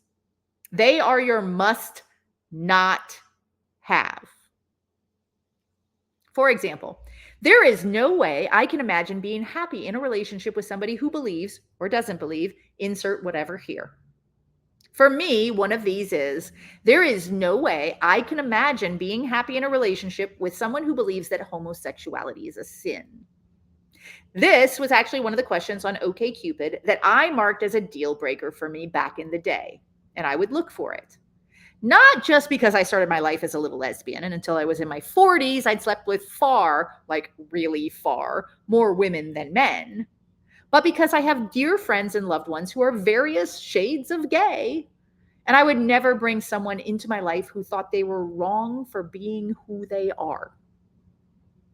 That's me.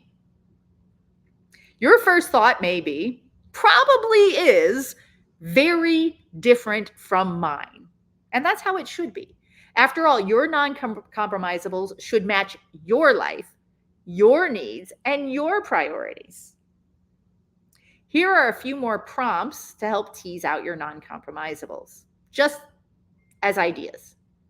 There is no way I can imagine being happy in a relationship with someone who does or doesn't, insert whatever here. There is no way I can imagine being happy in a relationship with someone who treats me or doesn't treat me, insert whatever here. There is no way I can imagine being happy in a relationship with someone who treats others or my friends or doesn't treat others or my friends, insert whatever way here. There is no way I can imagine being happy in a relationship with someone who values or doesn't value, insert whatever here. There is no way I can imagine being happy in a relationship with someone who is or isn't, insert whatever here. Based on my personal principles and ethics, I will only be with, will not be with, someone who, insert whatever here. So for me, this last one could be written, Based on my personal principles and ethics, I will only be with someone who believes that all people of all races, ethnicities, religions, disabilities, genders, ages, sexual orientations, or gender identities are worthy of love and kindness and are equal. Most of your non-compromisables are probably going to be pretty general, based on your personal collection of ethics and morality. Some might be specific, although those are rare. Like, these aren't about what weird things someone puts ketchup on. Pancakes? Ew, gross. But instead, your needs in a relationship. There won't be that many in the scheme of things. Non-compromisables are best figured out. Ryan says, what about radishes? Ew. Are best figured out before you get into a relationship so you know what to compare it to. However, it should also be pretty easy to add them as you discover more things about yourself. But if you're in a relationship and you're thinking about dropping a non-compromisable to make that relationship work, then it's probably worth taking some time to think that through. Just in case your current state of love and hormones and overall horniness is affecting your decision-making process. So here's a question. I'm going to ask this question, and while you guys are working on the question, I'm going to go back through the chat. Question: What is one non-compromisable you've ignored before? Something you wish you walked away from sooner? For me, it's somebody's need to always feel right. Yeah, that's a big one. Okay. Mecca says, finding the balance with understanding that getting the experience can sometimes be a worthy side stop on the road trip. Absolutely. M. Kate, how bad is it to have a lust for things I want to do? So when mistreated, excuse myself to go do some of my non-relationship things. A list. Okay. A list of things to do. No, you know what? That is not bad at all. That just says to me that you have things that fill you up that you can do for yourself. And sometimes you want to do those instead of something else. And I think the more quickly you realize that that's acceptable and good and right, the more honest and open you'll be about when you have, quote unquote, the spoons for others and when you feel a need to do things for yourself, right? Mecca says, for me, I now know if they are the right fit for me. I don't feel exhausted from having hung out with them. Instead, I feel emotionally boosted. Yes. M. Sensor, things up with which you will not put. Exactly, is how I've heard something similar. Yeah.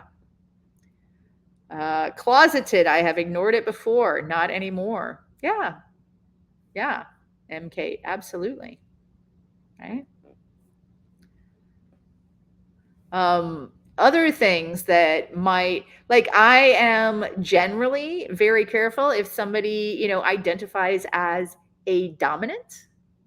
I get along with some dominants. I don't get along with others, but the non-compromisable that often brushes up with that is dominant people who identify as dominants often tend to want to control the people around me, right? Around them. And then they become controlling and domineering. And I'm not here for that, right? Like, that's not good. It doesn't work for me. Ignored before, not anymore. That's a great phrase, says Ryan. Agreed. So speaking of compromise, remember when I mentioned compromise, you might have noticed that I went, ew. That's because I don't believe in compromise. Because I believe the best way to find unhappiness in an otherwise good relationship is to compromise too much. So much that you lose yourself, you build resentment, and you don't get enough of what you need to thrive. And knowing what your absolute dead stops are for your own compromise, whatever that looks like, your non-compromisables, is a good reminder of what is sacrosanct and what is up for grabs and change and adventure. Right? Of course, this is not human proof. We all bend a little too much sometimes, ignore warning signs, get too in the feels, and make or unmake decisions based on the wrong reasons. The benefit of this kind of thinking and building a list is that you have it when you're ready to bring your head back out of the clouds and really examine whether something is going to be right for you. And that's a great place to start. So, Honeybun says, something I wish I had walked away from, allowing a person to body shame another person who wasn't present based on an NSFW photo that was shared. Oh, hell yeah. People who body shame people, like even, okay. So I'm not sure if y'all saw, there was a statue that was posted in Central Park of our president. And a lot of people were because it had a small goodie bit, right? And I don't care what you feel about our president. I've got big feels about that. I'm not even going to talk about that because that's politics. But why are we body shaming? That's not right, right? Like, I love people who have small penises. I love people who have big penises. I love people who have no penises. I love people like me who have a selection of non-bio penises, right? Like, why are we doing this? It is not acceptable ever. And, people will say, well, we do that to him because that's what upsets him. No, lots of things upset him. And that also upsets other people because now they know what you think of them being poorly endowed, or of them being overweight, or of them being too skinny, or of them being this, or of them being that, or of that. Like, now everyone knows how you really feel about our flaws. So, Honeybun, I'm 100% with you. Yeah. MK, dominate, straight are red flags for people who contact me. Getting sent pictures I don't ask for. Yeah, absolutely. Somewhere in the studio, I'll also be posting the video I did that you can send to people when they send you an unsolicited dick pic. It's a cute little video. See why I get along with Nookie Notes, aka Heather. Thank you, MK. So here we are, drafting your first Nexit plan. So write down one non-compromisable, something you'll no longer tolerate, right? And that could be body shames people, right? And I don't mean body shames people in the way that I don't like that person and therefore I'm going to be a little snarky and then I'm going to say, I know that's horrible and, I don't mean it type thing. I mean, when people really dig into body shaming and, use that as a way to feel superior to others, right? Non-compromisable, right? Like one Nexit, Nexit, Nexit. It's your Nexit plan. So write down one non-compromisable. Yep, you got it, MK. Something you will no longer tolerate. 2, write down some sample language that you will use when that comes up in your life. Like, for example, the example I gave for, body shaming. Hey, I understand that you're probably saying that you don't like that person, but when you say you don't like fat, and I know that I'm 50 pounds overweight, I feel like you're being very clear that you also don't like me. And if you don't mean that, perhaps let's pick on something else that they have more control over. Right? Language. And then an exit strategy. What will you do if they double down or triple down or just don't change? Right? A phrase or an action that you will use to exit. So, for example, a non-compromisable might be, I don't stay where I'm not respected. Right? The language might be, I don't like the way this conversation is headed. I'm going to walk away for a while. And the next it might be, this keeps happening. I don't think we're a fit. I wish you all the best. Now, in Take No Shit, the book, right, and the workshop, there are 5 steps to setting and maintaining healthy boundaries. 1, set it. 2, say it. 3, review it. 4, say it again or repeat it if the first time didn't work. And then 5, change. And we'll go through all of those and how to make them work and all of that in Take No Shit. Again, starting September 1st. Mecca, dumping drama on me every time we meet. Oh, yeah. Totally with you on that. Natasha, defensive, shut down responses when I express uncomfortable thoughts and feelings about actions or words they say. Yes. Yeah.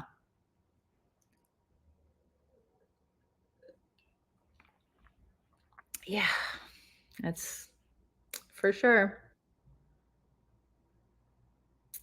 Yeah, when people cannot handle even, hey, this thing is bothering me, and they take that deeply inside of them, to me, that tells me that there is something broken and we're not going to be able to have the conversations that we need to have. Right. And I'm not saying they're a bad person, but they're not going to be a fit for me because I'm not going to be able to have those conversations with compassion because they cannot handle the discussions. I'm not better than they are. I'm not worse than they are. I'm just different than they are. Right? It makes a difference.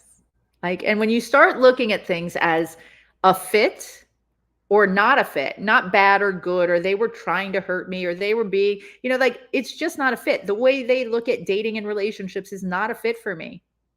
Right? It felt like they were stringing me along. Okay, they're not a fit for me. It doesn't matter why. It doesn't matter how. And when you learn to look at things that way, it becomes less, oh, but they're such a good person, and more like it doesn't matter how good they are if they don't fucking fit. Right? And again, like I said at the beginning, we're not talking specifically about a ton of boundaries in this, but everything about this is built on a foundation of boundaries, right? Which is why I would love to have all of you find a way to continue with me for Take No Shit, or continue with me through the studio. Like, I would love that. M. Kate, when folks respond negatively to my saying that I need to think, can we pick this up in 5 minutes or next time we talk? Absolutely. Yeah. Andrea says, being dismissed. Natasha says, M. Kate, I wish someone would tell me this when they need space and time to have a difficult conversation. Yeah, I love it when people tell me, hey, I can't talk about this right now. I'm too worked up. Let's talk about this another time. And then the important part of that is that they actually do come back, because sometimes people hate it when people say that because they feel like it's going to be swept under the rug, because it has been so often in their past. Jojo says, not prioritizing my safety and pleasure. I would really appreciate it if you would do this for me, because this relationship is not a good fit for me anymore. Good job. Good job. Ryan says, M. Kate's example is also a pertinent example of the power and utility of a soft no. Yeah. Yeah. The lucky thing, M. Kate, when you say both sound so great, studio and Take No Shit, the lucky thing is that if you join the studio for the 6 months or the 1 year subscription, you get it all. You're going to get Take No Shit. You're going to get the other cohorts that we're putting together, the longer deep dive type of things, and you'll get everything in the studio. Like, it's, and you're going to get it for less. And I really, really like, it's like, what, $152 for 2 people. Like, you and a partner can both be in there for $152, and it's $147 just for Take No Shit. Like, I want you in the studio because I want to encourage people to be creating this community, right? I want this community there to help support you. Anyway, so far, we have stopped equating nice with healthy love, right? We have learned the 4 selfish facets of bangable, likable, lovable, and sustainable. We have explored attracting the right partners and exiting the wrong ones. So, what's been the most useful, surprising, or freeing concept for you today?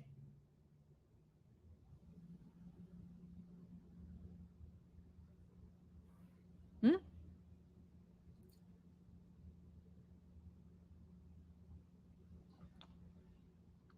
What has been the most useful, surprising, or freeing thing for you today from this workshop? What really just pounded right into your brain and you're like, oh, hell yeah, that, that is what I needed to hear. That right there. Hmm?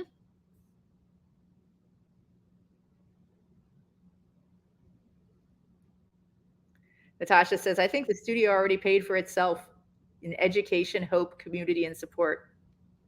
I am so glad. And there's going to be so much more. And I'm going to be encouraging real engagement in the studio. Over the past several years, I have grown a Discord server, and some of you are in it locally here. And I'd really like the studio to become something similar, only instead of focused on local meetups. I'd like it to be an international crowd focused on education and learning and growth and creating a space of acceptance and belonging. So, yeah. M. Kate says, just being able to chat about being myself with like-minded folk in the homework. Yes. And that's the thing, being able to continue the homework, right, with each other as we go through, right? Ryan says, making mistakes of action and intention is greater than making mistakes of inaction and avoidance. Ooh, that is a good one. I love it. Gav says, for where I'm at right now, the entire workshop, I'm so glad. I am so glad. And what you said earlier, like I was just that you had been disconnected and you just really realized it, that touched my heart. So thank you so much for sharing that with me. I'm getting all verklempt here. Natasha, work on a list of non-compromisables. Drains and fills me up. Yes. The concepts of logs and gasolines. Yeah. Right. Jojo, all the tips to attract the right fit people, starting with making clear to people early on what I do and do not want in my relationships. Gav says it's been mighty dusty today. LOL. Yeah. Yeah. Yeah. I have a thing. I get all misty. Mecca, hearing other people's experiences mixed with your explanations, all guiding the group to a positive destination. Thank you. Thank you. And whatever you wrote down in the first 10 minutes as your gut reaction to selfish love, how has that shifted, if at all, right? Because what we're seeing here today is the power of doing the work.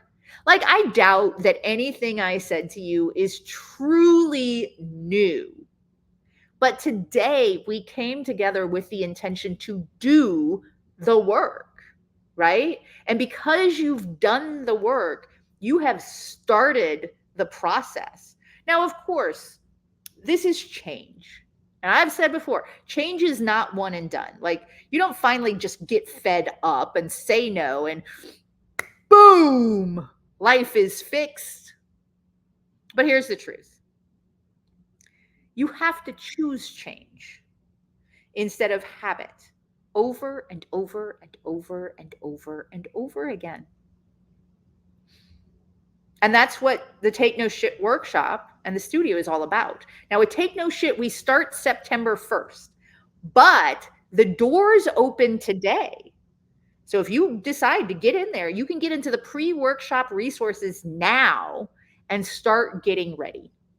And instead of the $497 price, because it's my birthday month and I'm trying something new, you can get in for just $147 if you grab your spot before the end of August. You'll get the live workshop itself, but you'll also get the 2 bonus replays, which are covert contracts are ruining your relationships and no regrets. And if you're someone who knows that you will want to go even deeper, you can join the studio, the membership space, and get the full Take No Shit workshop plus ongoing monthly workshops, plus our upcoming deep dive cohort in January, 30 days to end people pleasing. And that's where the real transformation compounds over time. So if you've been waiting for a sign that it's time to stop letting people walk all over you, here it is. Be your own hero and come join me for the studio and Take No Shit. Right? I really, really, really want you there. Andrea, the word feels much more empowering and necessary versus negative connotation. Ryan, being the person who does the work. You are all here being the people who are doing the work. Yeah, for sure. And that leads to doing the work enough. So I talk a lot about the 4 stages of competence, right? You don't know what you don't know. You know what you don't know. You know what you know, right? And then, like, you're a master. And here's the thing. You have now gone from you don't know what you don't know. So you started there, right? Gav, for example, or, when you say, oh, I didn't realize I was doing that, but now I do. Now you've gone from you don't know what you don't know to you know what you don't know. Wow, just like magic, right? And then you step into you know it when you think about it, which is when I'm consciously being intentional, I can remember to do the things, right? And that is the longest, hardest part, right? You're going to make mistakes. You're going to slide back. You're going to fuck up.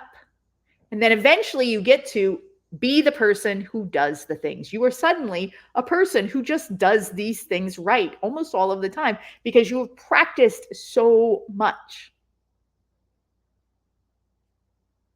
Yeah. That's pretty key.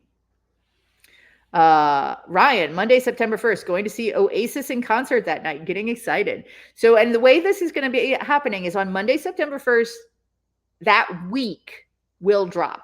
So I've done in the past, I've done it so that each day drops 1 day at a time, but instead I'm going to drop a week at a time and you have an entire week to work on it. And then once the 8 weeks are over, it will still be open for another 3 weeks. And you'll have access to be able to go through and catch up and make sure you're on top of everything and whatever. So I'm giving as many ways for you to succeed as possible. And here's the thing.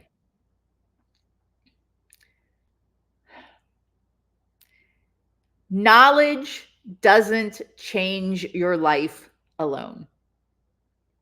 Action does. The selfish quick start only works if you start doing it in the wild, messy, real world. Small, consistent steps matter more than big, dramatic ones. It's about living selfish, not just thinking about it. The fact that you're here, the fact that you're still here, proves you're ready for more. Now it's about learning and practicing choosing you every damn day. Write down one action you will commit to taking in the next 7 days. Like, say no when I normally would have said yes. Updating my dating profile with something real instead of generic fluff. Plan one bangability boost just for me. Set a non-compromisable. My Nexit plan in action. Or join the studio. Get it out there. Get it out of this safe space that we've all created that is inspiring and loving and accepting and all of those things, and get it into the wild, wonderful, messy world. Take that action, right? Because you came in here with frustrations and wants, and you're leaving with a roadmap. Your roadmap that won't look like anybody else's roadmap.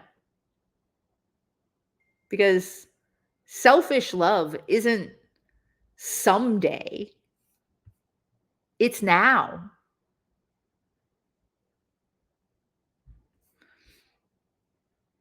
Stop being so goddamn nice. Start being selfish. That's how you get absolutely fucking loved.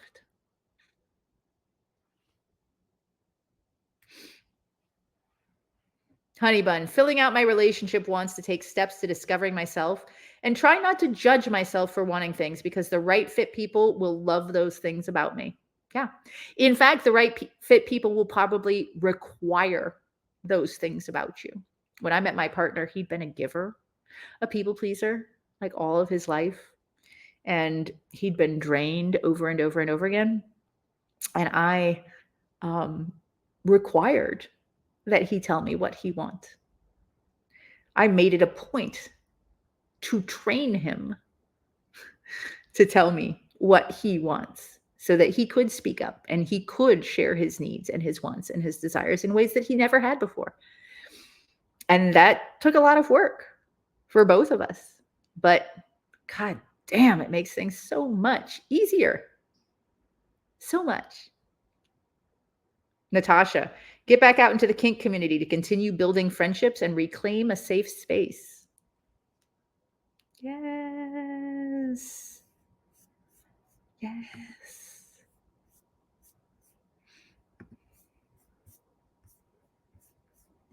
Love that. Like getting back in the ocean after a shark attack. Yeah. Yeah. Thank you to all of you for joining me for this. Thank you so very much for each and every one of you for being a part of this, for doing this for yourself, for being here for me. I love teaching these things live. Teaching these things live, and yes, continue to build community, Andrea, and building these even small safe spaces in community, right? Where we can talk and share and get inspired by each other is huge. And then taking that to the greater community that I'm building, the studio, and dropping it in there and continuing the conversations and adding more resources and more ideas and more thoughts so that each and every one of you can take that and move down the path that is necessary for you.